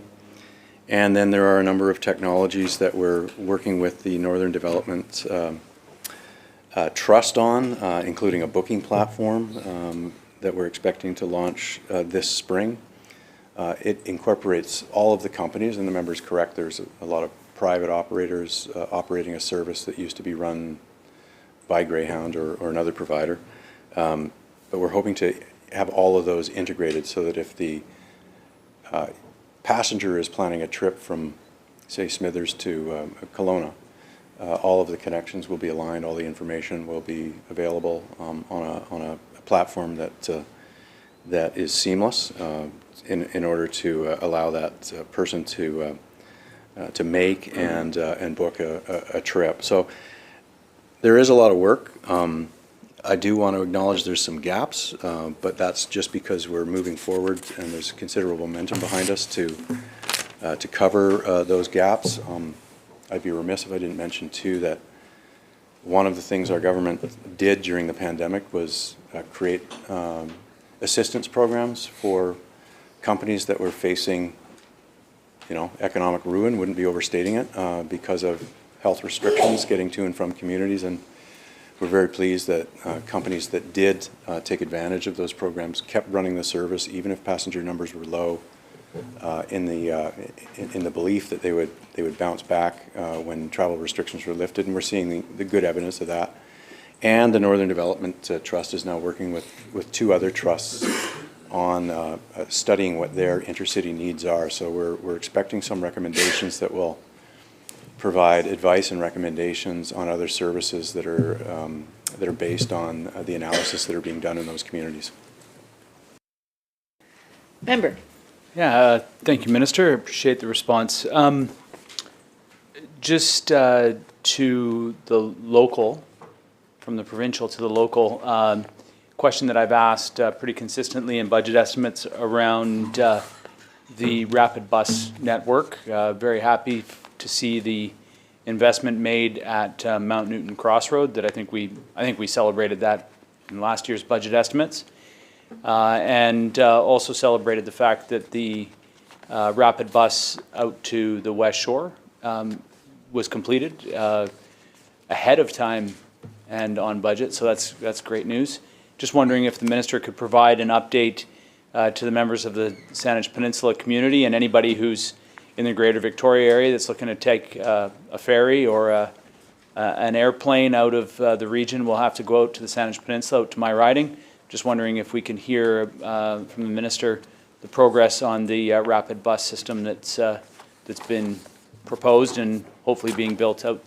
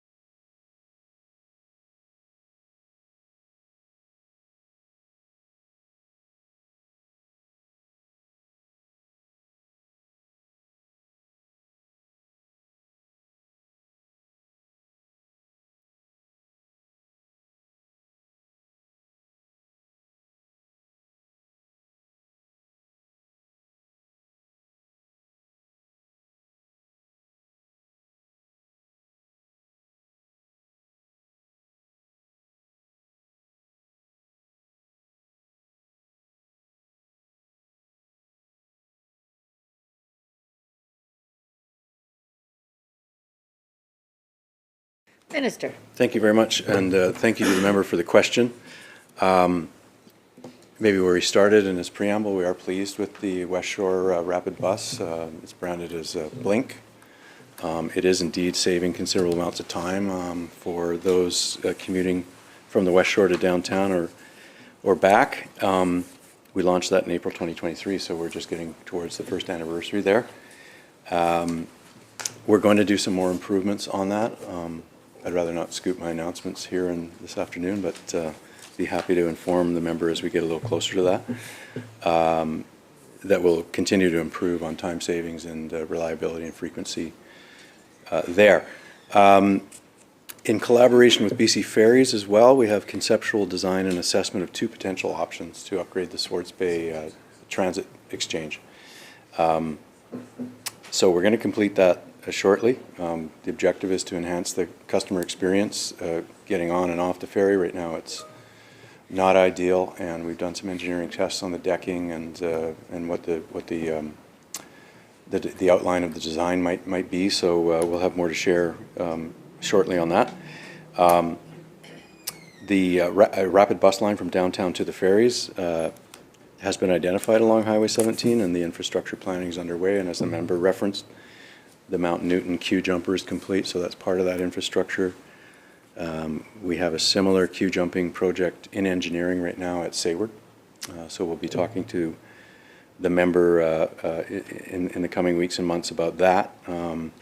Keating flyover is under construction, and that also has a bus on shoulder component to get under and around that infrastructure and give transit priority. There is a study on all of Highway 17 to make it similar to the West Shore, so a more seamless end-to-end bus priority corridor. We're also doing a study with the town of Sydney to provide some options for a new transit hub that will connect to that rapid bus line. So that's underway in collaboration with Sydney. There is also amongst BC Transit planning staff a new YYJ airport service options report being conducted. They've identified that in their 2025 strategic plan or service plan, I should say, and that would be integrating with the transit future plan for the Greater Victoria region. So lots underway. Service improvement options are very much needed in the connection to the airport to move people efficiently to and from that terminus in an intermodal way. We're pretty excited about it. And again, I would go back to the operating budget for BC Transit. It's a significant lift this year. And I think one of the reasons we were able to get support from the rest of government to expand transit service was that BC Transit was #1 in North America in terms of recovering ridership for a transportation authority. Probably, and I think definitely, because unlike a number of other jurisdictions, we didn't cut routes and service and staff for transit, even as fare box revenues declined because ridership was lower. We knew that it would come back. We secured a federal provincial contribution agreement to replace those potential losses, kept the companies whole, able to maintain service, and as people return to work and return to university, return to school, all those sorts of activities as the pandemic lifted, the ridership has come back, and that's fantastic. So now we have, in this budget 2024, a 14.5% service expansion, and that equates to, as I mentioned earlier, 358,000 additional annual service hours in this budget. Member. Certainly appreciate that, and certainly feeling personally the impacts of a quality transit services. I've needed to carve more time out for reading, and so I find myself at the back of the bus doing that. And it's been quite a freed up 2 hours of my day, which is, very good. I was going to mention that the minister talked about multi-use trail, and I was about to get excited because I thought Salt Spring. And then I heard that it was part of the Highway 1 expansion, and I realized that that's not part of my riding. But I do want to to move here, shift gears a little bit to active transportation. And, you know, in kind of in reading the budget, seeing $25 million for active transportation, and I frame it this way because, you know, I think when taking a look at the needs on Salt Spring, on Fulford Ganges, you know, that doesn't seem to be a very large budget item, and I might be reading the budget wrong. So just perhaps maybe give the minister an opportunity to talk about the budget for in 24-25 for active transportation, you know, the bike lanes, the pedestrian investments, and the multi-use trails. So multimodal shift or modal shift is important. So I'm just wondering if the minister can highlight the investments that are being made in active transportation.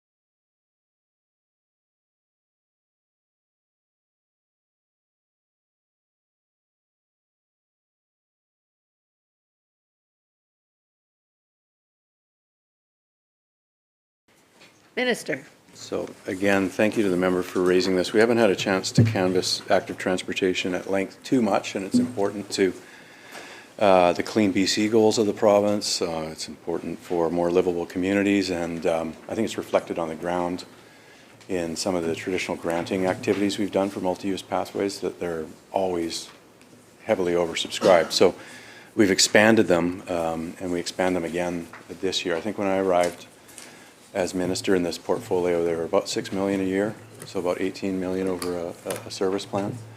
Let me just contrast that with the budget before us today. And there's two areas of the budget that I would direct the members' attention to. Grants that we give to other levels of government to build multi-use paths come out of the operating budget, obviously, because they're grants, they're transfers, they're expenditures in a fiscal year. And then we have our own capital programs that are in the capital budget. And we didn't have a specific active transportation capital program until this year. And that totals $135 million, which is quite robust, and it recognizes that some projects, you know, to create connectivity, for example, over a highway is considerably more expensive than something that's on the ground and using a different type of surface material, you know, for example, on Salt Spring Island. There's lots of them there. The direct grants on the operating side are $72 million, so you combine that with the capital program. It's $207 million in the budget, so we've gone from $18 million to $207 in just a few short years, which is good progress. We've also started to calculate, as I mentioned, our policy change on any highway improvements that we do must incorporate multi-use pathways. That wasn't always the case on bridge projects or highway projects. It is now. in this budget before us, there's about $570 million worth of active transportation components of major infrastructure projects. Everything from the Patello Bridge, Surrey Langley SkyTrain, we talked about that, Highway 1 widening where there's a separate, discrete multi-use pathway. The Fraser River Tunnel project will have its own dedicated road space to safely traverse across the Fraser, something that doesn't exist now. There is no way to get across unless you load your bike onto a bus and get off on the other side. So we'll have an active transportation connection there, even as far flung as the Kicking Horse Canyon Phase 4 up towards the Rockies. There are multi-use pathway components. So we're heading in the right direction. We know that those grants that I mentioned, the $72 million, they typically leverage somewhere between 3 to 1 or even 5 to 1. So that 72 million quickly becomes many hundreds of millions of investments. It's necessary as a contribution for regional districts and local governments to make their own investments and be part of an integrated network. And again, I suspect because the provincial dollars have been not only increasing, but steadily and reliably available, they've been able to plan multi-year, multi-phased active transportation projects. Member.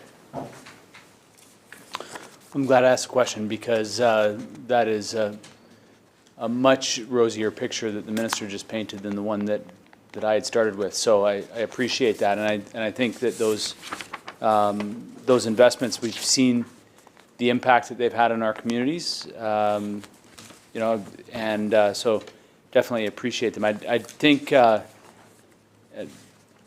one of the challenges, as the minister knows, that we face in the Southern Gulf Islands and in on Salt Spring in particular, when it comes to the Fulford-Ganges road, is a road that is got a deteriorating road surface on it, and a right-of-way that is complex and confusing to look at and to understand and to be able to navigate.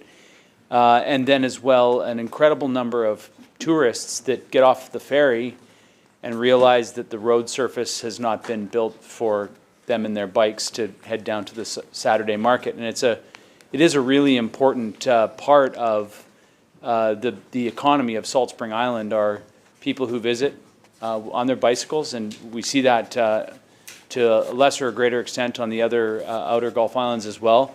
We see that to also to some extent on the other islands within the Islands Trust area.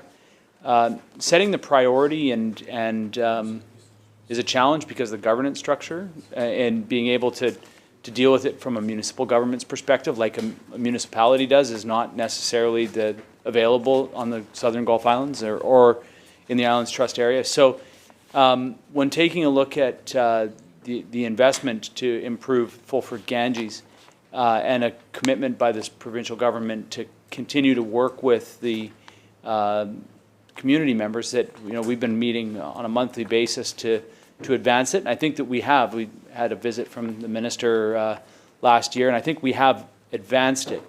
But just wondering how it is that it fits within this. You know, minister talked about the grants that the government extends to local governments in order to do a certain part of this.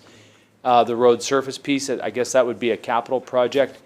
How can we take this variety of different pots of money and solve what is a challenging governance matter on Salt Spring to be able to improve their road to meet the safety standards that I think that we would all expect, but then as well to accommodate their economic, the summer's business and the economy, people cycling, and then as well for commuters. There's an awful lot of number of people on Salt Spring that commute by bike, and really it's a dangerous place to ride. So just wondering how the ministry would put those different pots of money together in order to achieve an upgraded road on Fulford-Ganges.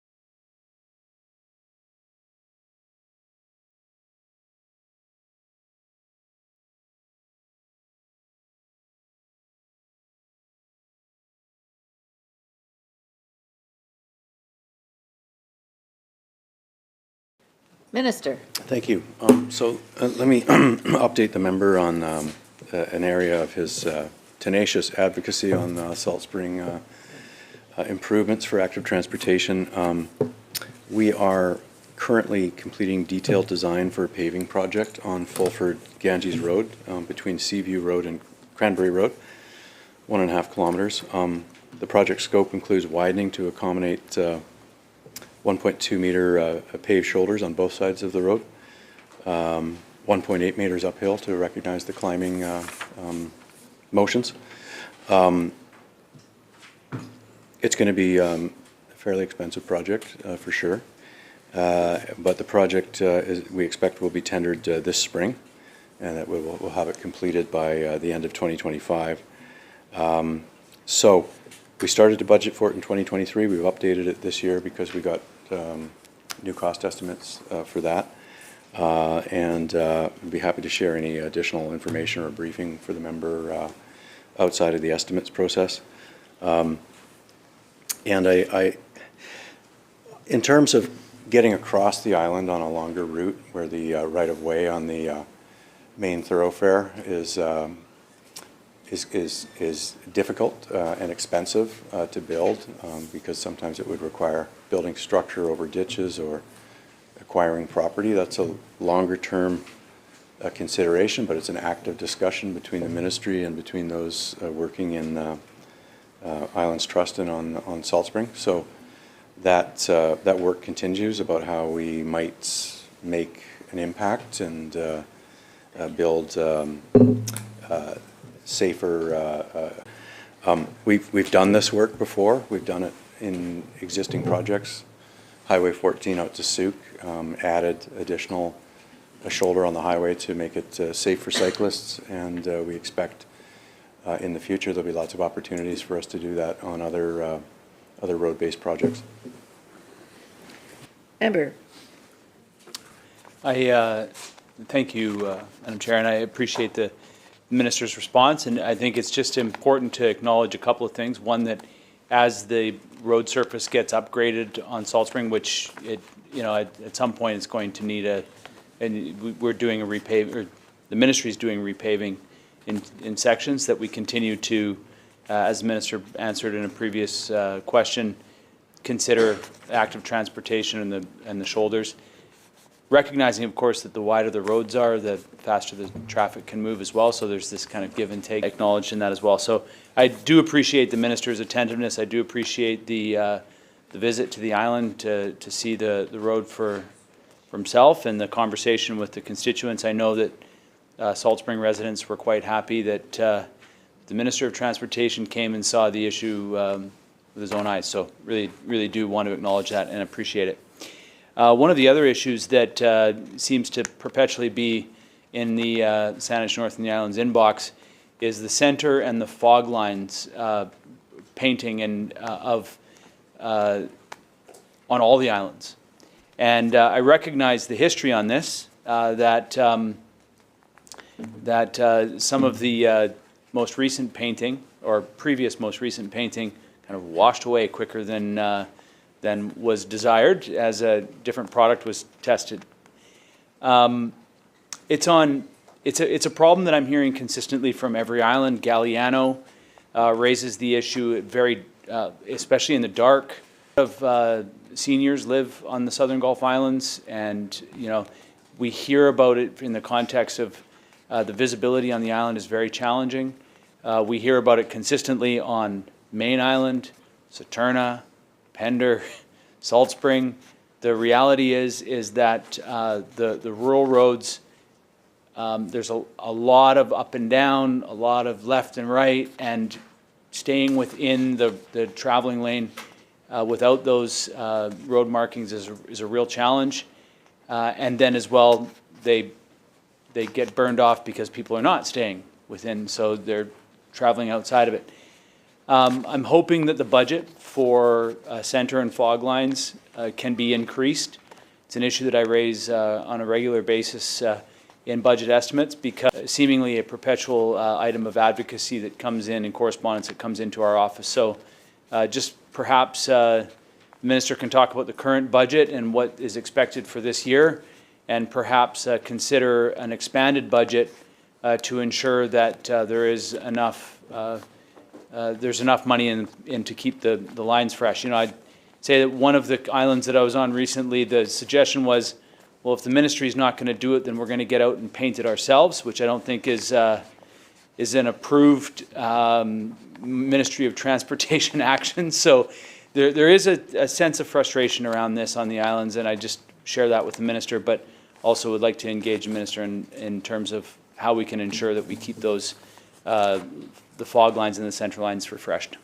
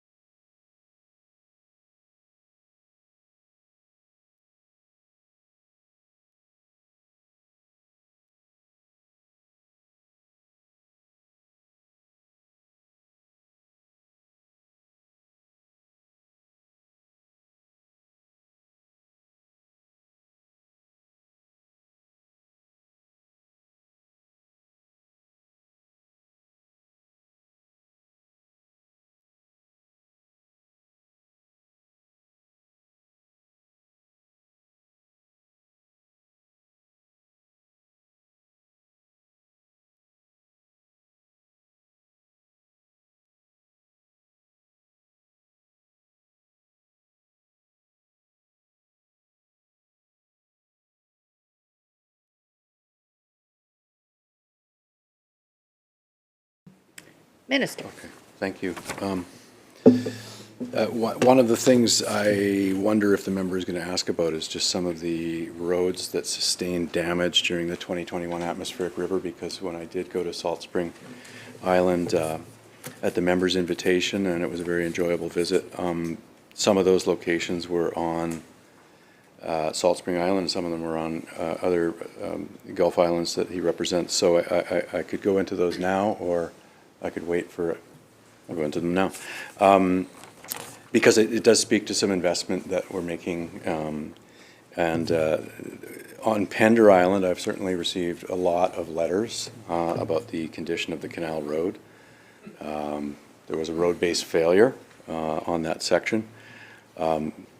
This work has been tendered. We're going to start construction in the spring, and we expect to complete it in November 2024, so he can certainly share that with his constituents. We estimate that'll cost about $14 million to fix, so it's not inexpensive work. The Blackburn Lake culvert, Fulford Ganges Road, there was a culvert failure during the atmospheric river event. Road washed out. Bridge structure that meets climate resilient standards has been designed to replace the failed culvert, and the project will be tendered also in the spring of 2024. We expect construction to begin in summer 2024 and completed by spring 2025. And taking the time to write is around Vesuvius Bay Road, the shoulder slump there that's quite pronounced. Repairs and construction are to start this July and complete in the fall of 2024. So those are a few atmospheric river impacted sections of the road network that took us a little while to analyze, do some geotechnical work, but we now have the strategies, funding, and construction schedule to proceed on. Back to pavement marking. Let me just go back a few years, because when we became a government in 2018, my predecessor was aware of some of the deficiencies in the frequency of pavement marking services, and we increased the lane kilometers of painting by 15% annually throughout the province. And we used a different product that had better visibility at night. We looked at the new environmental paints, which don't wear as well, but started procuring ones that have a thicker a coating to them to last longer. We have done second coat applications as well for areas that experience premature wear. And we also required contractors to enhance their monitoring and auditing of that. In a typical year, we do about 39,000 kilometers of highway line painting, which is center lines, fog lines. And we're spending about 24 million this coming fiscal year on painting. Some of it is for median cross-hatching intersections and crosswalks. And some of it is around durable pavement markings for wet and night visibility. Now, I am very excited that in the South Coast, we've looked at a technology that the Australians are using. It's called photoluminescent road marking, and it's basically glow in the dark. I think Salt Spring Island is blessed with a lot of sunshine, so it may be optimal there, but somewhere on the South Island, we're going to procure this paint and invest $1 million in some trials to see if it holds up and whether it's helpful and has a safety benefit and improves the visibility on roads that do not have road lighting on them. So we will look forward to some further announcements about where exactly on the South Coast we paint those lines with that new technology.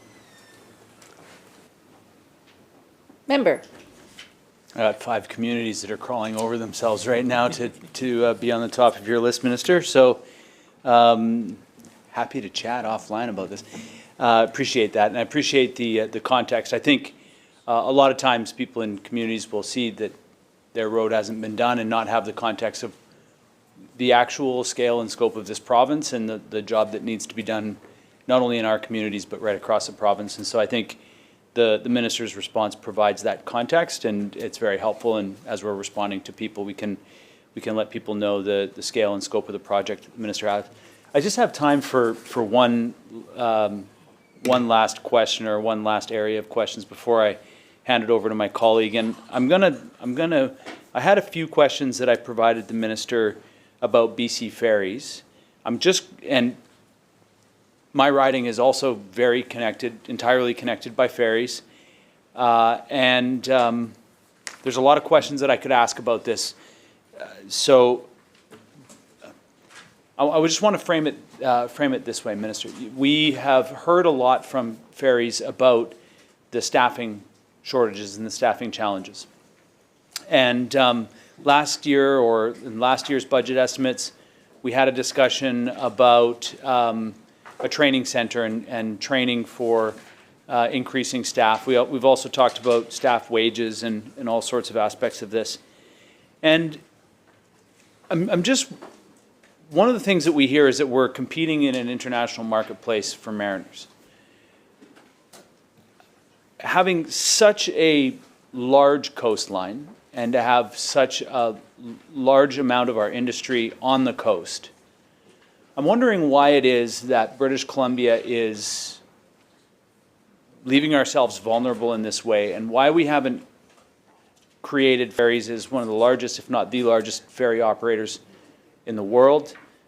But then, by natural extension, all of the other marine operations on the coast that make our economy go. I'm wondering why it is that we haven't positioned ourselves as the place that's producing people that work in the marine industry. Why is it that not part of our high school curriculum and program? I remember, I grew up here in the capital, grew up on the Saanich Peninsula, and I remember in the 90s there were 2 real jobs that people wanted to get. One was at the gardens, Butchart Gardens, and the other was we were wanting to get one of those few jobs, the summer jobs, on BC ferries. And I was having a conversation with some of the young adults in my life and asking them about their perspective about working for the ferries. And I can say with some sadness that BC Ferries was not on their list of employers that were attracting them, that they wanted to get into the industry. I know I've got friends who started, in parking cars or started in the galley and are now working in high levels in the ferries, in officer roles in the ferries. And so there is a really good career ahead in the marine industry in BC. And I'm just wondering why it is that we are leaving ourselves vulnerable and trying to compete in an international marketplace for mariners, and why we haven't brought together advanced education, jobs, trades, transportation to create a college or to create some program that positions British Columbia at the forefront of training mariners and making it something that is an attractive industry for our young people to see a valuable career ahead of them, noting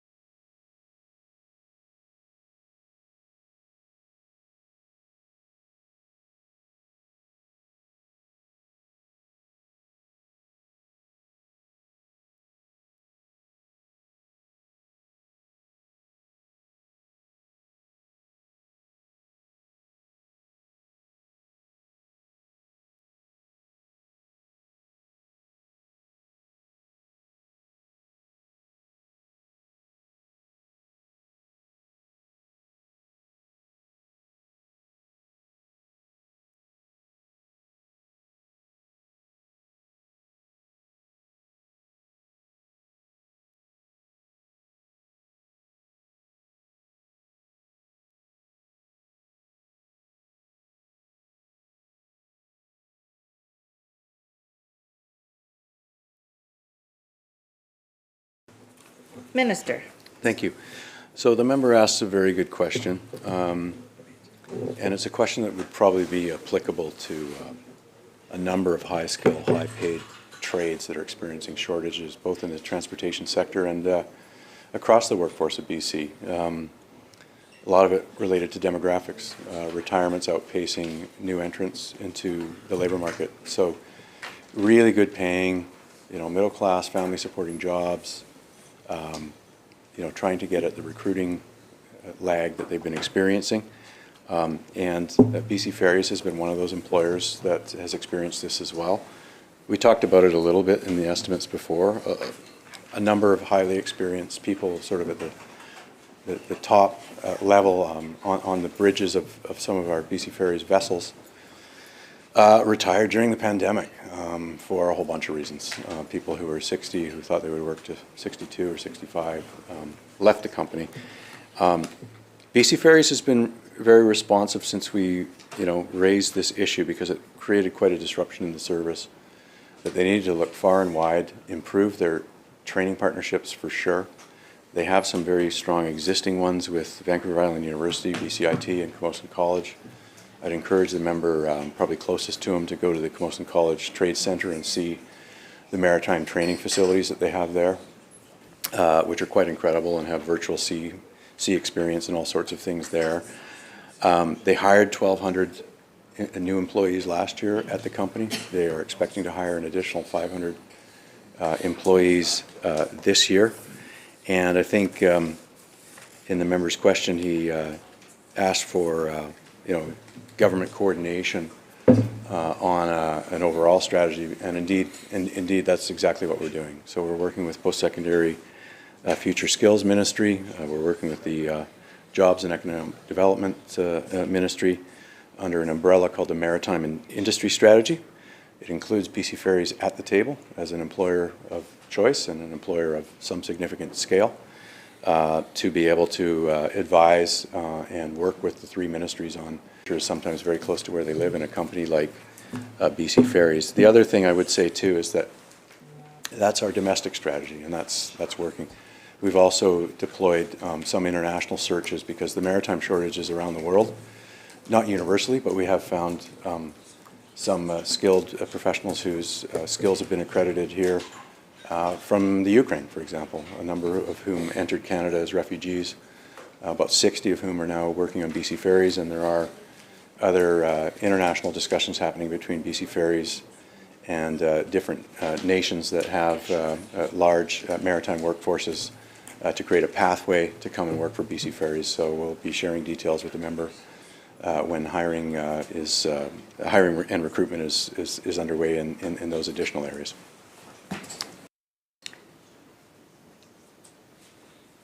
Recognizing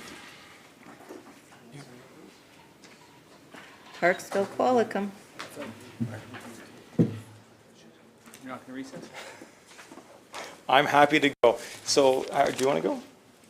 Thank you. Thank you, Chair, and I appreciate the opportunity to ask a few questions to the Ministry of Transportation. Obviously, in a community like mine that is very urban in nature, but is not in municipalities, a lot of the folks there are interacting with us, the province, and not with local government. The first question I have is in a city, is the City of Nanaimo was not able to meet, and yet again this year they have made that same budget request. It's in their budget. They're putting the money aside. They're very committed to seeing the increase of transit in their community. Through the chair to the minister, with the 358,000 new transit hours that this budget funds, can the City of Nanaimo be expected to be made whole to provide that 40,000 additional transit hours that they've been requesting for many years now? A community that has invested not just in the transit hours, the minister can provide some good news on that.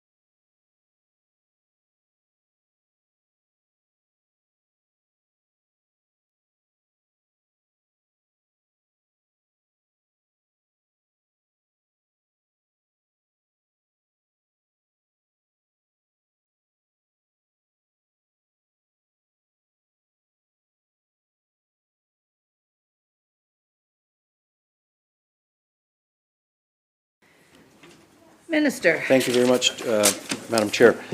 So to the member, I can confirm that Nanaimo is considered a priority community. We're very pleased that there's a 14.5% annual service hour expansion in budget 2024. BC Transit, their board of directors, their senior executive staff will be looking at all the different communities, but we know that Nanaimo is a priority community, and it's one of the reasons why our government invested significant dollars into the new downtown Nanaimo Transit Exchange, which also is a key asset that's contemplated in a crosstown rapid bus service that Nanaimo hopes to have in the coming years. So we're putting the pieces together, and I know that additional operating hours will carry more customers, more passengers through Greater Nanaimo, and the transit system is going to be part of that, because the faster, the more reliable the service is, the more riders that are attracted, and we're looking forward to working with Nanaimo. I went up to see the transit recently, and they've got an excellent plan in place. They've done a lot of thoughtful consideration and work on it. Our aspiration to grow in the future is much more transit oriented, and the transit service provider there is obviously critically important to that success. Member from Parksville Qualicum. Thank you, Chair. The folks in the City of Nanaimo will be happy to hear that. Of course, the details will make all the difference. This next question I have is related to Lasqueti Island. We had the good fortune of hosting an open house on the island a month or so ago. We had 80 people participate in person and virtually. Our staff had sent through to the Minister's office the draft report. We now have a finalized report. And we heard from folks on the island about some of the challenges they had with concerns about passenger safety, accessibility, the reliability of the service, and really a lot of it was down to communication. Operator will continue through the chair to the minister. Can some of the findings that we heard from folks on the island, can we get assurance that those findings will be captured in some of the discussions that are taking place right now as that contract negotiation takes place?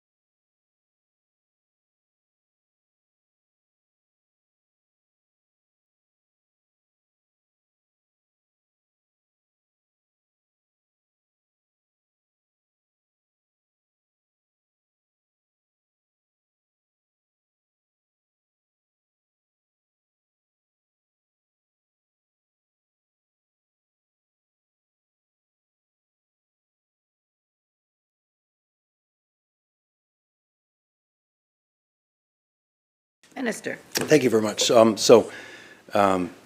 Ministry of Transportation and Infrastructure staff have a copy of the member's report and the 22 recommendations that flowed out of the town hall and other work that he's been doing with the Lesquitians of Lesquiti Island. And it's very consistent with what I get in my mailbag from his constituents. That's what they're called. I would urge the member to share the report, if he hasn't done so already, directly with BC Ferries, because of course BC Ferries is in negotiations with the contractor right now. It was in the visioning exercise and the service review that the member facilitated.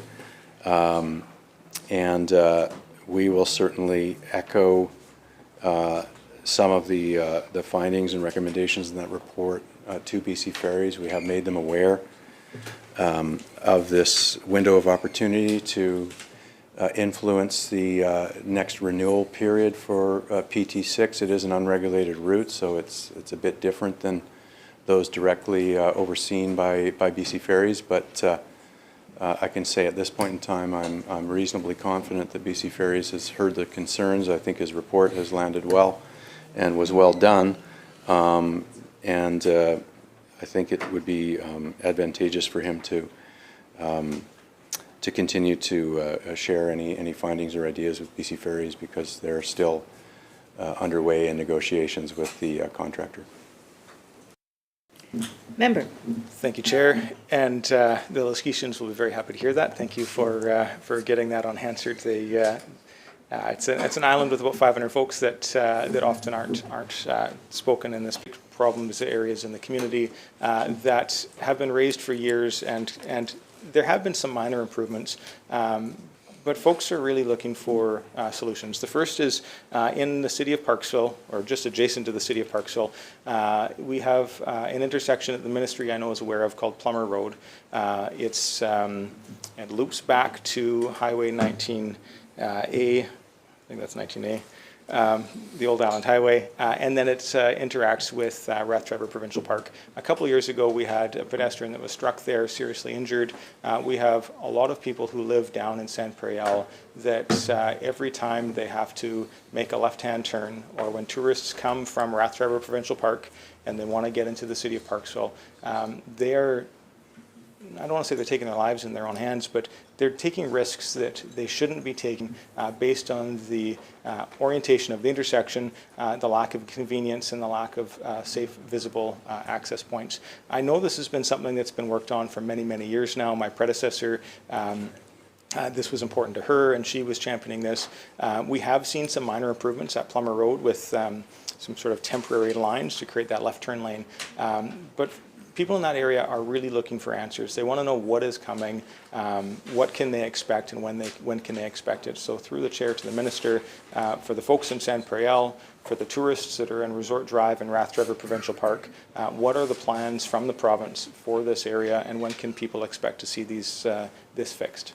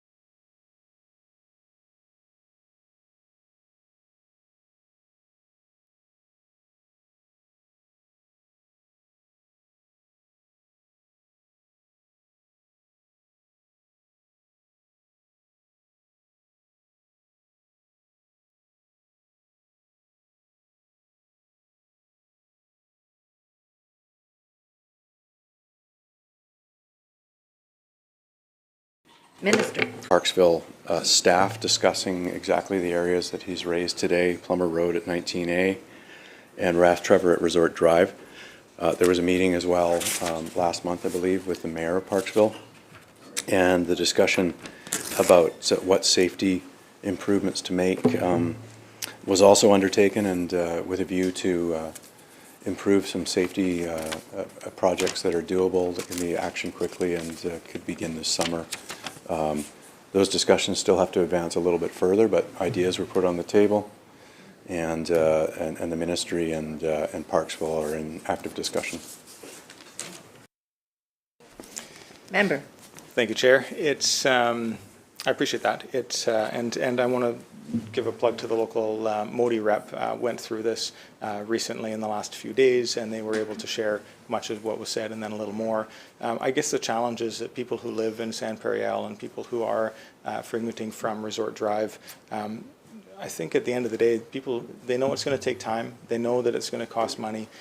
They just don't know when it's going to get done. Some of these folks have been championing this for 15 years now. And I appreciate that we're going to see some progress at some point this summer. That will be appreciated. But there's a much larger problem there to solve. We've got different roads that don't align to one intersection. You mix in agricultural land, private land, the entrance to a provincial park. It's an ugly intersection. My last question, and before I ask the question, I just want to get on the record. I have a very small 15-minute gap with each of these ministries, and all members of this place are trying to keep track. We don't need an answer for today, but if the ministry can supply an answer in writing to the member for Kelowna West, I know that would be appreciated.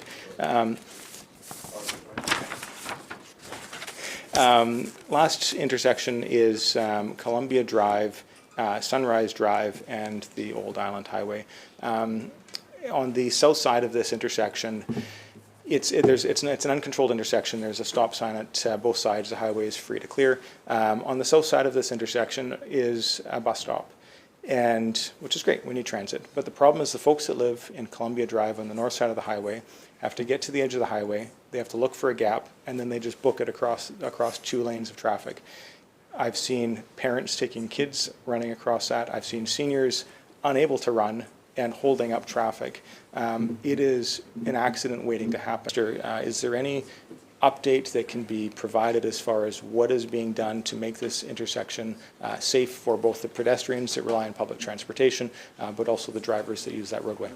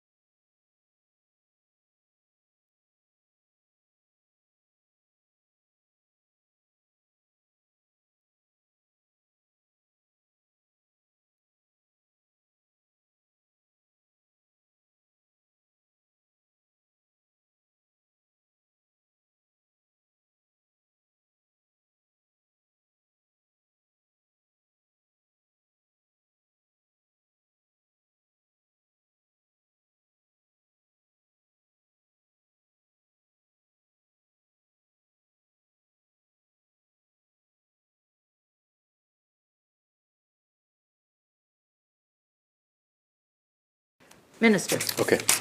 Thank you. And to the member, I can give him some news on this. The Ministry of Transportation and Infrastructure and the Regional District of Nanaimo have been reviewing the area of concern that he has outlined here today. It is, as he says, a safety risk, and I think we're now looking at the appropriate intervention being a signalized intersection, and there is money programmed in budget. Call a short 5-minute recess at this time.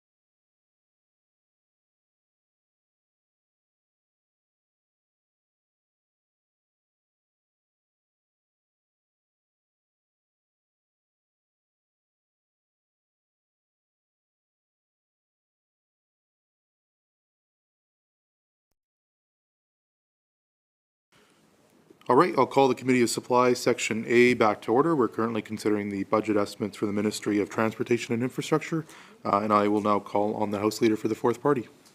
Thank you very much, Mr. Chair, and the member from Parksville Qualicum thanks you for your cooperation and your time.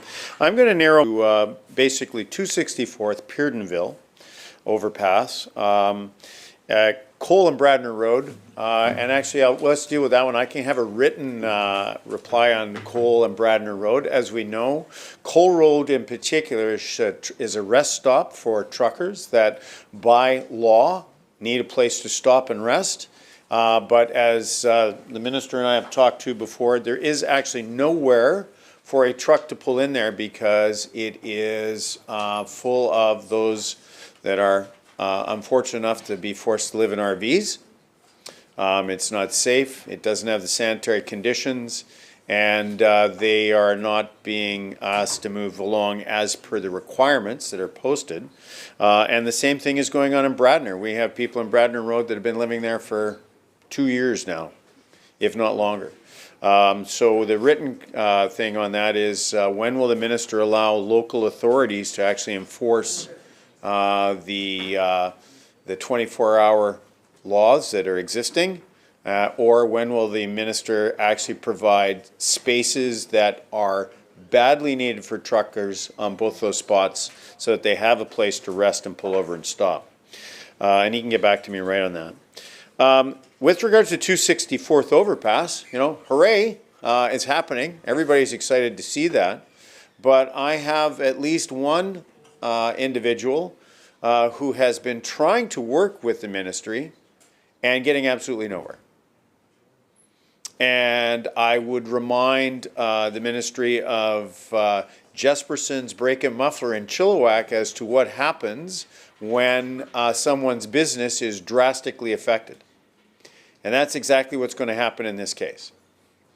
There is a nursery on the southwest corner that has been desperately trying to figure out how to get traffic either in or out, or at the point of there has been, I understand, demands of property from the ministry. The ministry has gone back and forth. The ministry also owns property that attaches to this piece of property in the back. I believe it was historically the old salt shed for highways. This individual is desperately trying to work with the ministry, but getting absolutely nowhere with regards to having traffic get in to their property as they're now able to do so. They have a nursery. It is an agricultural-based industry, and for the life of me, I'm just wondering if the minister could please let me know whether or not they would personally reach out to this individual and find something that works, even if it is to purchase that property to increase badly needed truck parking along that corridor. Can I get a commitment from the minister to actually reach out to this individual?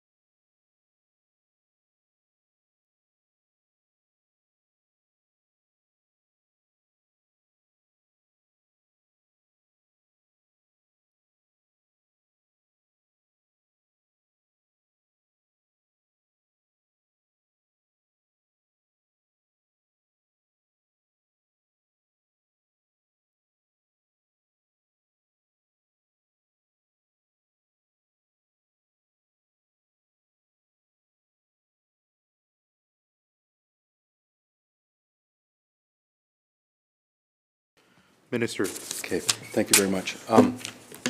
So a couple of things I would say to the member. One is the 264 design is not finalized. Yes, the project director will commit to meet the business owner.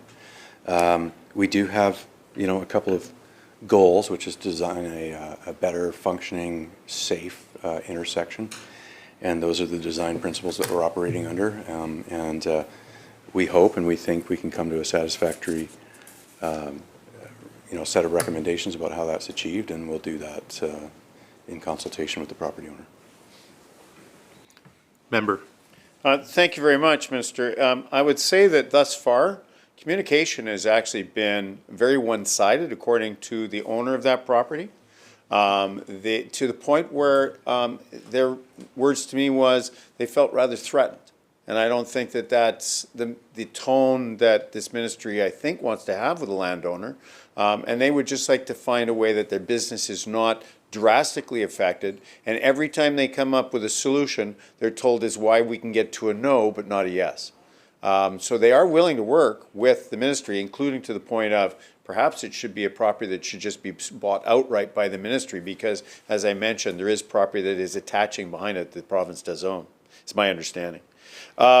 The other one I would, and the ministry is more than welcome to get me in writing the answer to this question. There is truckload after truckload after truckload of fill currently being taken from the widening of the highway number 1 that is now being, I believe, being hauled all the way to Chilliwack. Would the minister be so kind as to let me know what the price per ton is to move that fill on behalf of the taxpayer? And why is it that there isn't somewhere closer than Chilliwack that has been done, especially when we consider that we may need said fill to raise the number 1 if, in fact, raising the number 1 turns out to be an option in the future from Sumas Way through to the Vetter Canal. And that can be in writing. The other question I have has to do with the Peardenville overpass design. Has become the design challenges of Mount Lehman. The ministry has admitted had that were to be redone again, it would never have been designed the way it is currently designed, and anything we can do to alleviate the congestion on what is an inevitable traffic nightmare there.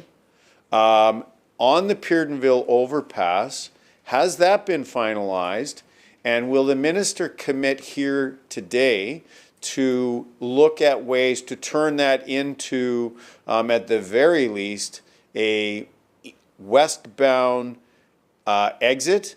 And I would suggest even coming from the airport when one considers the expansion of commerce from the airport to having a eastbound exit on the overpass coming off of Peardenville as well onto the number 1. It's a considerable length of ways from Mount Lehman and a considerable length to Clearbrook, which would be the next particular overpass, but getting traffic from the businesses that work in and around the airport and that industrial lands to be able to go westbound or at least off of Fraser Highway, which is the end, to be able to go towards Vancouver. Has that been designed, and is there still a chance to turn that into a functional interpass onto the number 1 freeway there?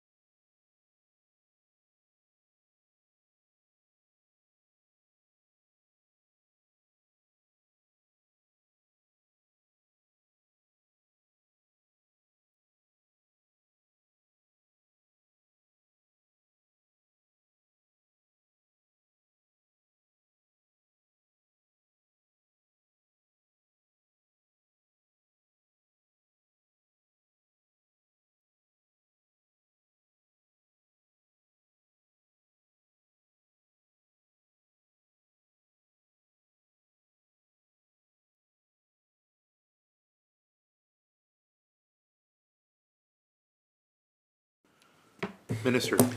Thank you. So we'll get an answer to the member in writing about the fill, although I can say the soil condition is such that it wouldn't be used for a construction quality fill, but we'll put that in writing. The Peardenville overpass design is not finalized.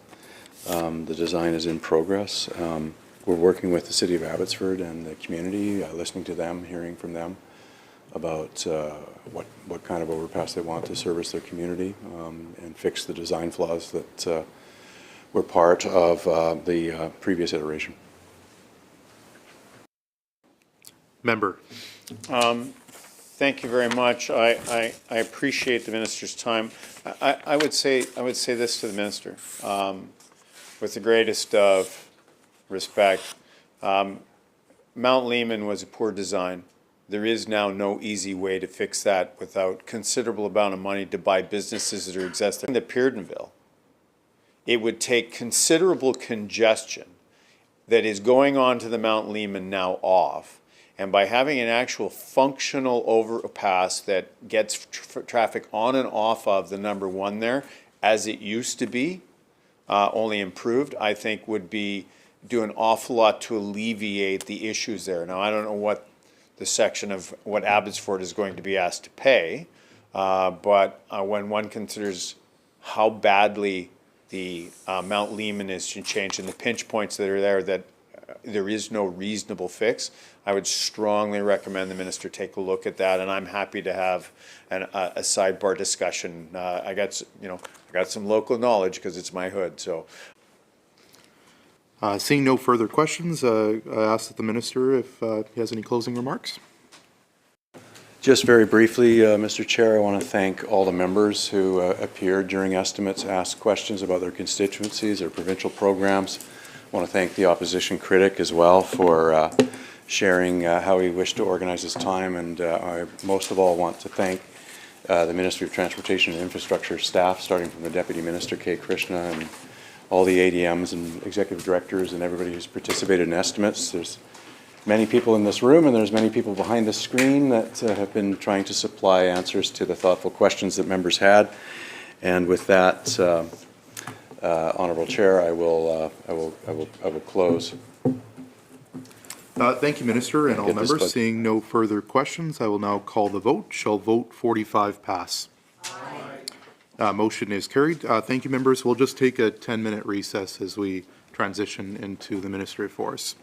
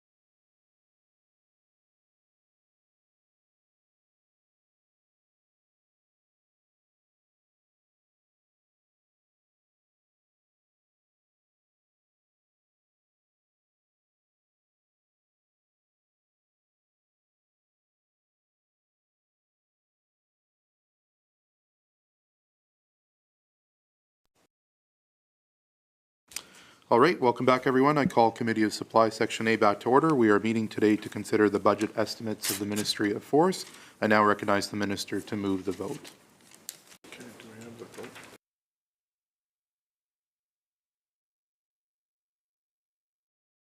Ministry of Forests, Ministry Operations to March 31st, 2025. Great, thank you, Minister. Do you have any opening remarks? I do, thank you. I'm pleased to be speaking to you today from the territory of the Lekwungen-speaking people, the Songhees and the Esquimalt First Nations. We are here today, Mr. Chair, to consider and debate the budget estimates of the Ministry of Forests. Let me begin by introducing the staff here today: Deputy Minister Rick Manwaring, ADM Sonia Martins, ADM Melissa Sanderson, Acting Associate Deputy Minister Mike Hickaway, Curtis Eisfeld, the Director of BC Wildfire Service. Ministry of Forests is responsible for natural resource forests and ecosystems here in British Columbia. Also, in partnership with the Ministry of Emergency Management and Climate Readiness, it ensures the province is prepared for and can respond effectively to natural disasters, including wildfires. It is clear that the forestry sector is continuing a period of transition driven by many factors: climate impacts, including extreme wildfires and invasive species, inflation and commodity prices that still impact our licensees and labor. We also know that we need to continue to engage with our First Nations partners to secure their full participation in sustainable forest management. We know that we need to focus on getting the most value from every single tree that is harvested. We need to be even more vigilant in our planting and silviculture planning and make sure our marketing and manufacturing sector is focused on the highest returns for our public forests. Budget 2024 invests heavily in growing the BC Wildfire Service to combat ever more effectively the continuing wildfire threat, which increasingly is causing significant impacts to our land base and to the Treasury.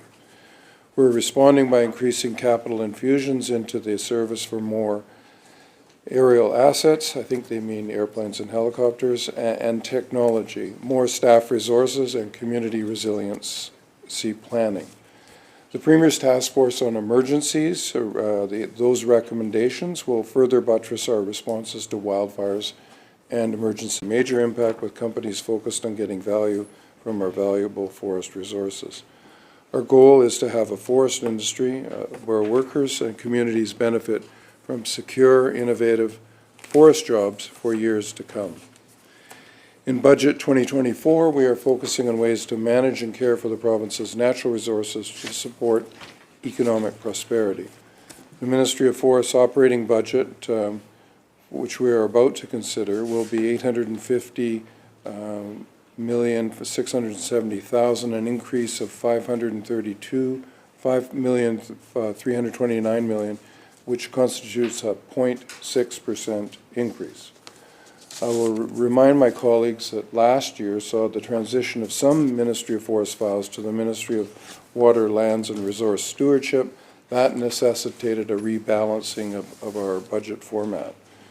Although there was a modest increase in the budget, the increase still resulted in $9,701,000 in ministry operations and $28,616,000 in fire management, offset by a budget reduction of $32,988,000 in BC timber sales.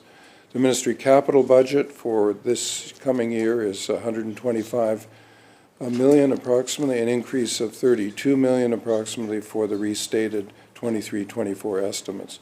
The increase is a result of funding increases to ministry operations and to BC timber sales. The ministry is also receiving up to $60 million over 3 years to continue the excellent work of the Forest Enhancement Society of BC to increase the use of low-value or residual fiber from logging, sometimes called slash. This funding, of course, continues the ministry's efforts in wildfire risk mitigation. We are committed to conserving and stewarding our oldest and rarest forests And to that end, we are working with our colleagues in the Ministry of Land, Water, Land and Resource Stewardship, First Nations, and the forestry sector to implement the recommendations from the Old Growth Strategic Review, including deferring old growth while we continue to determine how, and including an additional $14 million in capacity funding for First Nations to support our forest landscape planning process, a vital opportunity to partner with First Nations, licensees, local communities, workers, their unions, and other tenure holders in developing forest management direction that supports resilient forests and communities. The forest landscape planning process has shown great progress in 23-24, and we expect to have some public announcements soon. Forestry is and will remain a foundation of the BC economy. Responsibly managed forests are a legacy for future generations, a toll in the fight against climate change, and a high-value resource in the global market with increasing demands for sustainably sourced products. I look forward to answering the questions of my colleagues on Budget 2024 in my role as Minister of Forests. With that, I'm prepared to take the questions of the committee. Thank you. Thank you, Minister, and I recognize the member for Peace River South. Thank you, Chair. Thank you to the Minister, and of course, thank you to his staff. Again, started a little later in the day, but I think to the Minister's wrap up tomorrow. But I think maybe I'll just set the stage for today if the Minister, before I get into some technical questions.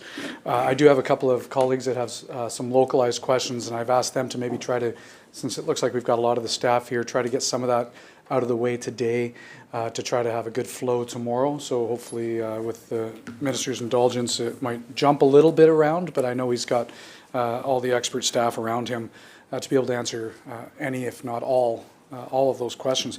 Maybe my first question, just because I want to have some clarification, and I'm not new to this, but at the same time, you know, I learn every day. When the Minister just read out the appropriation for the bill, he actually read out vote 30, but he spent a lot of his time talking about fire management, which is vote 31, which did not get read out. I'm just curious on the process of that, because the Minister only announced $413,993 in vote 30, which is not the entirety of his budget that we'd be debating here in the estimates. Am I missing a technicality here? I just wanted to make sure we didn't miss something.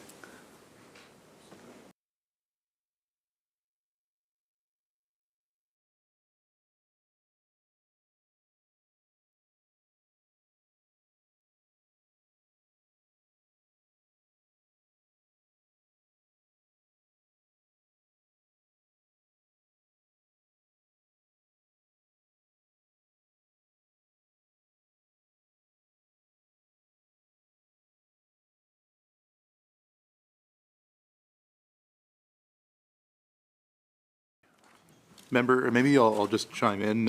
As has been past practice, usually the Minister will move the first vote, but because of the number of people coming in, depending on the entirety of the ministry, questions will range from all, in this case, I think 3 votes that are going to be discussed. Hope that somewhat addresses your question. I think so. I just want Minister? I think it's, with respect, Mr. Chair, I think it's practice that the debate can range over all the votes that fall within the rubric of a single ministry.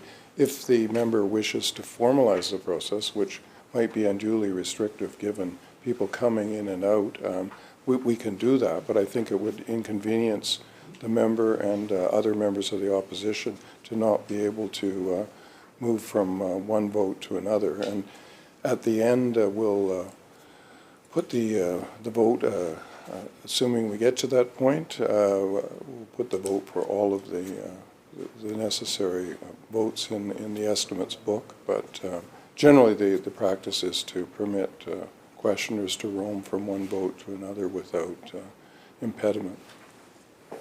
Member? No, fair, I appreciate that. Thank you for the clarification. It's just when I was writing and listening, I just wanted to make sure that that we were all on the same page. So just noting the time that we have, because we only have about a half an hour left, if with the Minister's support obviously as well.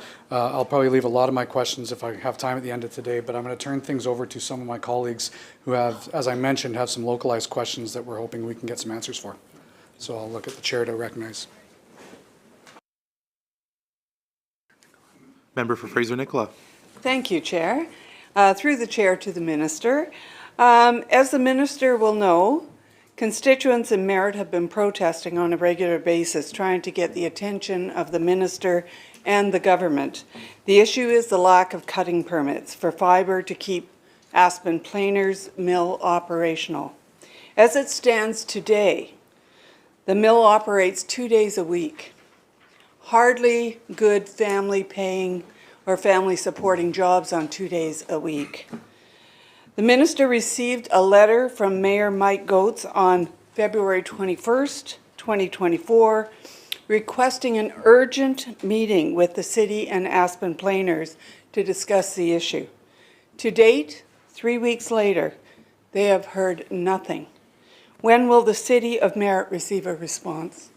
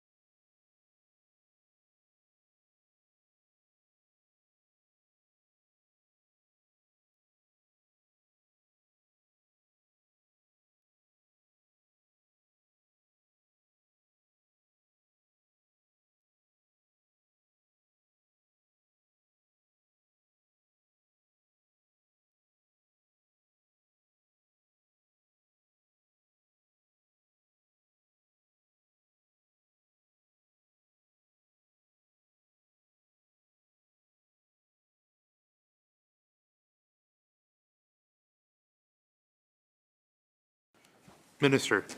Thank you very much to the member for the question. The explanation involves several elements. One may be that given market prices, Aspen Plainers is not operating at full capacity simply because it's not profitable to do so. In terms of the number of permits, what I'm told is that, and this is a total amount for all the region, the licensees and ministry staff have been working closely with First Nations to resolve issues there, and 847,833 cubic meters has been issued by the district since January 2023. So that is not just to Aspen Plainers, but to other industry participants there. So the file is active, the ministry is active. There are ongoing discussions with the Merit 5, the group of 5 First Nations that are active in forestry, and I would be optimistic that resolution and some of the challenges, I don't have control over market prices, obviously, but some of the issues would be resolved. In terms of a meeting with the mayor, I'm always open to meet with the mayor. When I was in Merritt, I guess it's last spring, we certainly met with the mayor, members of his council, and in person, and members of the Merritt 5 as well. So I'm always open to that kind of a meeting. Member. Thank you, Mr. Chair. Through you to the minister, will they receive a response within the next 5 days, within the next 2 weeks? They've asked for an urgent meeting to discuss, and I think it's not unreasonable for us to be able to commit to a meeting, considering we're 2 days a week in operation, and they would like to discuss some of the challenges with the minister.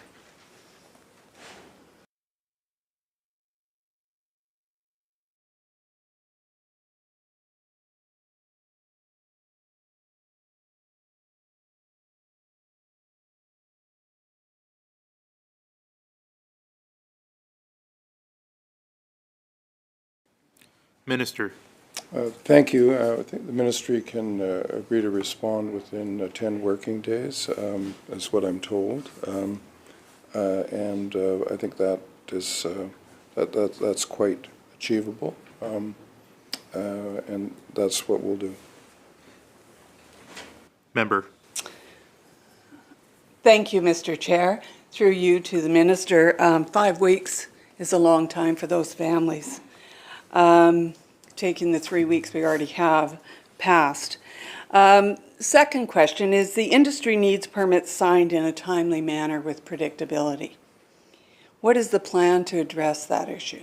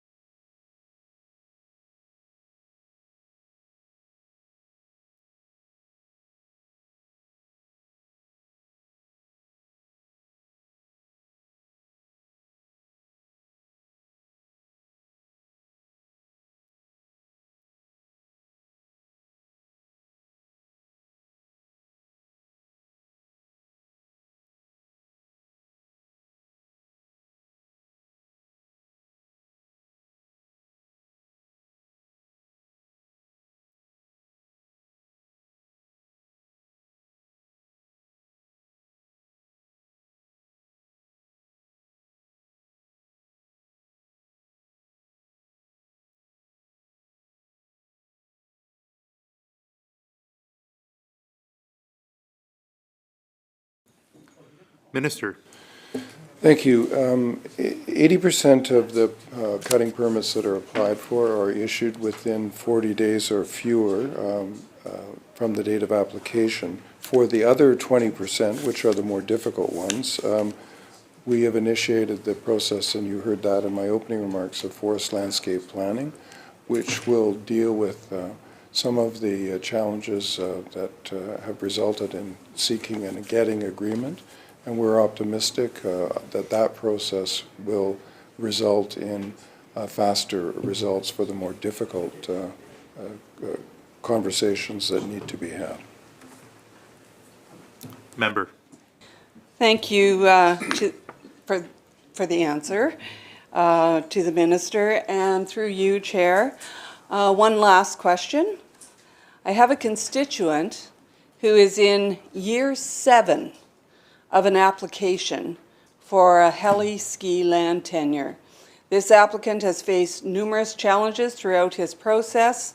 The applicant has diligently provided detailed responses to addressing environmental and cultural considerations associated with his operation, and the applicant will provide responsible economic development in a region that desperately needs it. 7 years. Does the minister think that this is a reasonable length of time for an application process? And what will the ministry do to expedite this 7-year to date process that this constituent is under?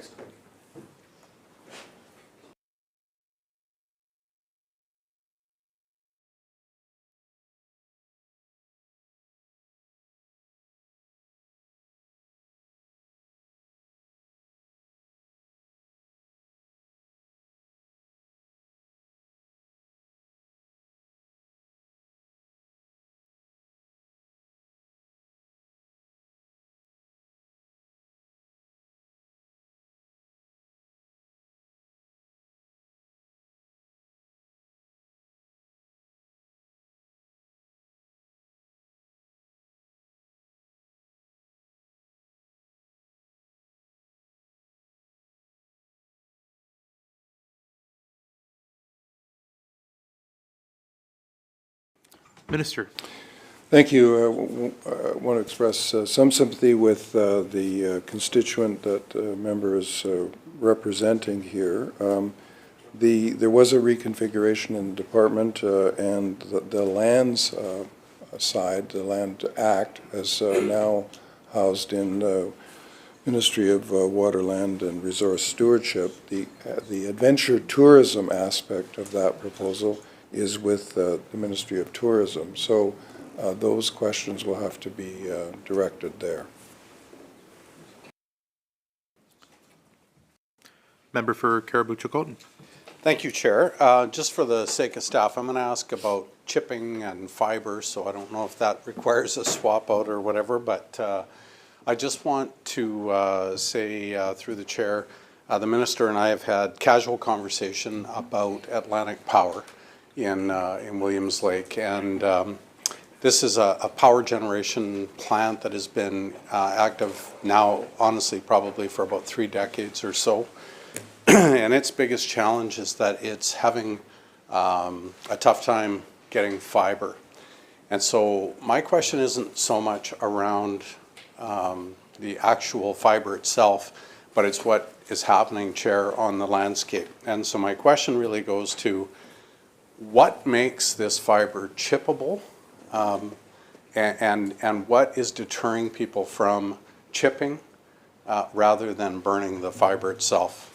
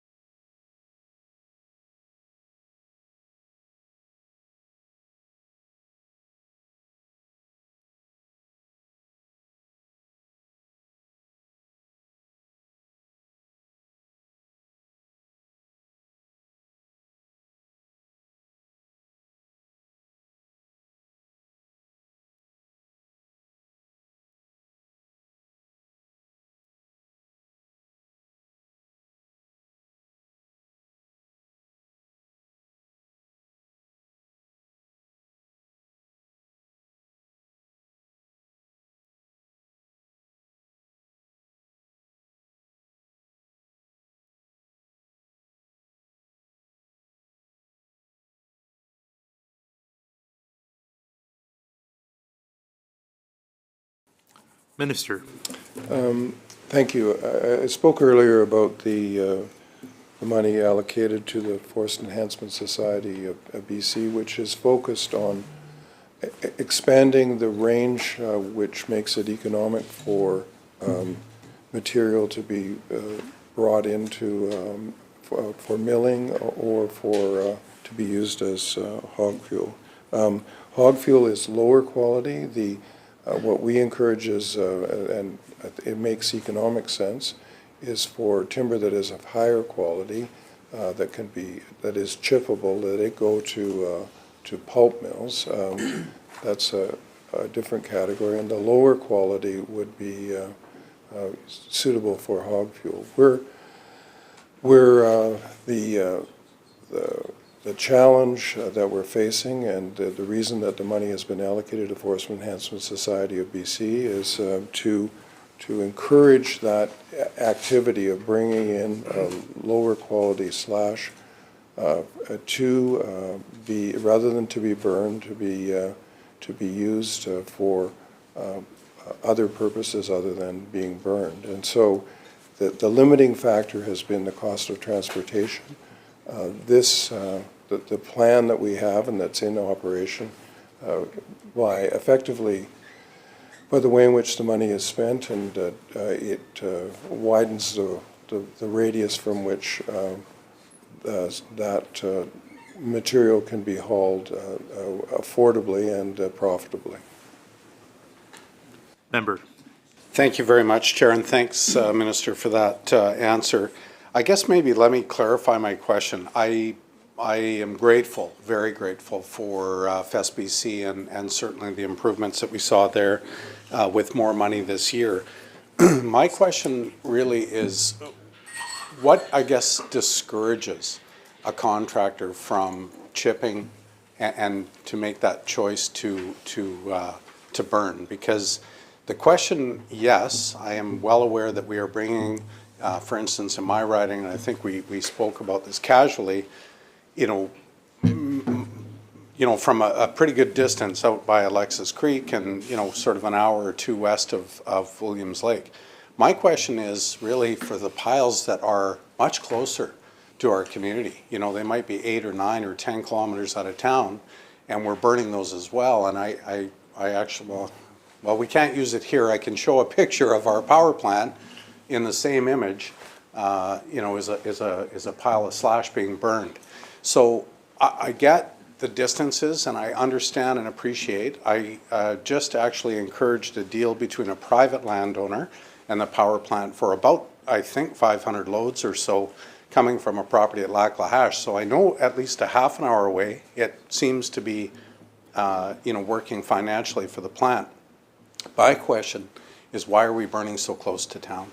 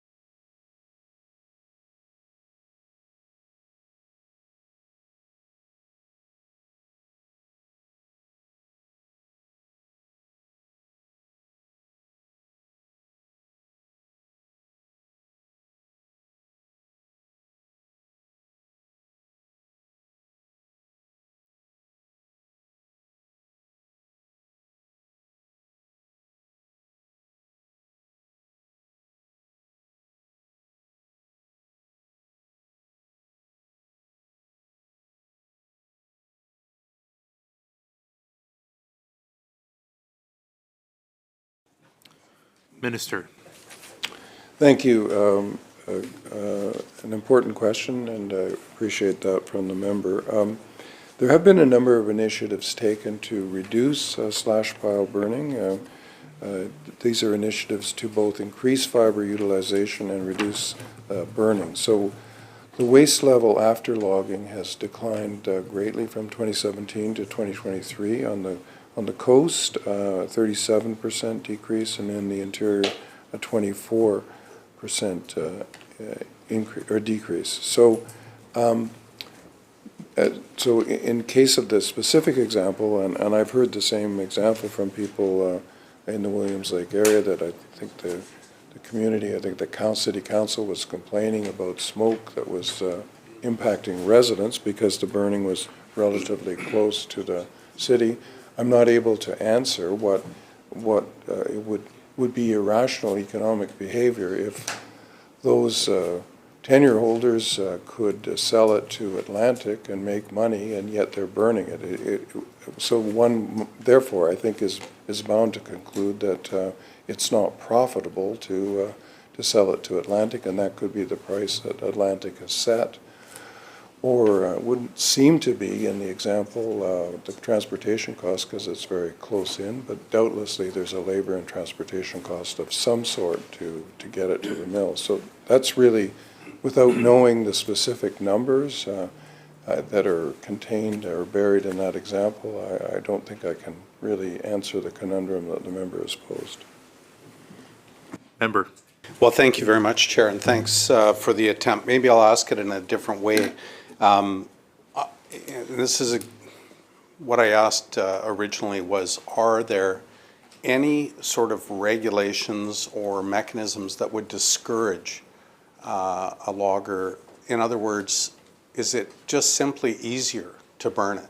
Is there, and I guess maybe along with that, I'll ask the exact opposite in Part B, which is, has the ministry contemplated, incentivizing, logging contractors that are doing this work? And frankly, a lot of this is coming from, fire mitigation areas and such that perhaps even the ministry is actually working on to begin with. I mean, these may be functions of either our community or community forests, et cetera.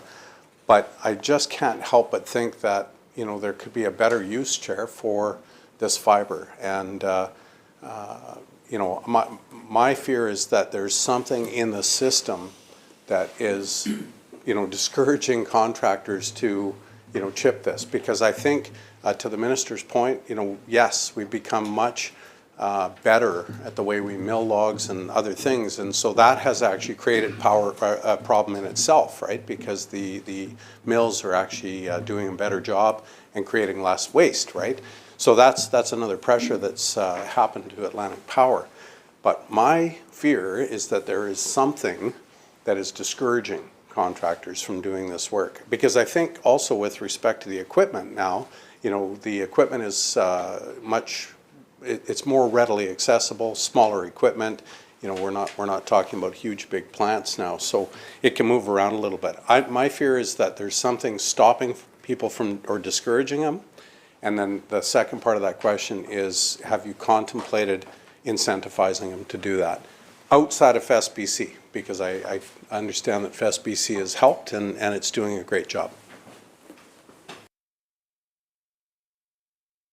Minister, noting the hour? Yes. Unless it's a quick answer. Okay.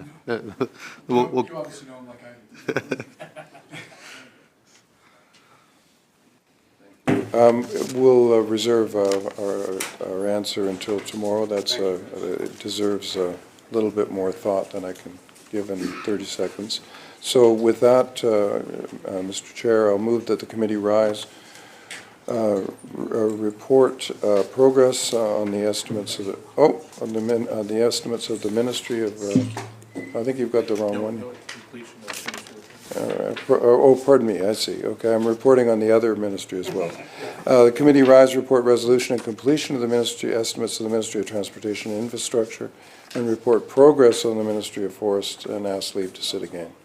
There, I think I got that right. You Thank sure did. The question is that the committee rise, report resolution and completion of the estimates of the Ministry of Transportation and Infrastructure and report progress on the estimates of the Ministry of Forests and seek leave to sit again. Those in favor? Aye. Any opposed? Motion carried. Thank you, members. This committee stands adjourned.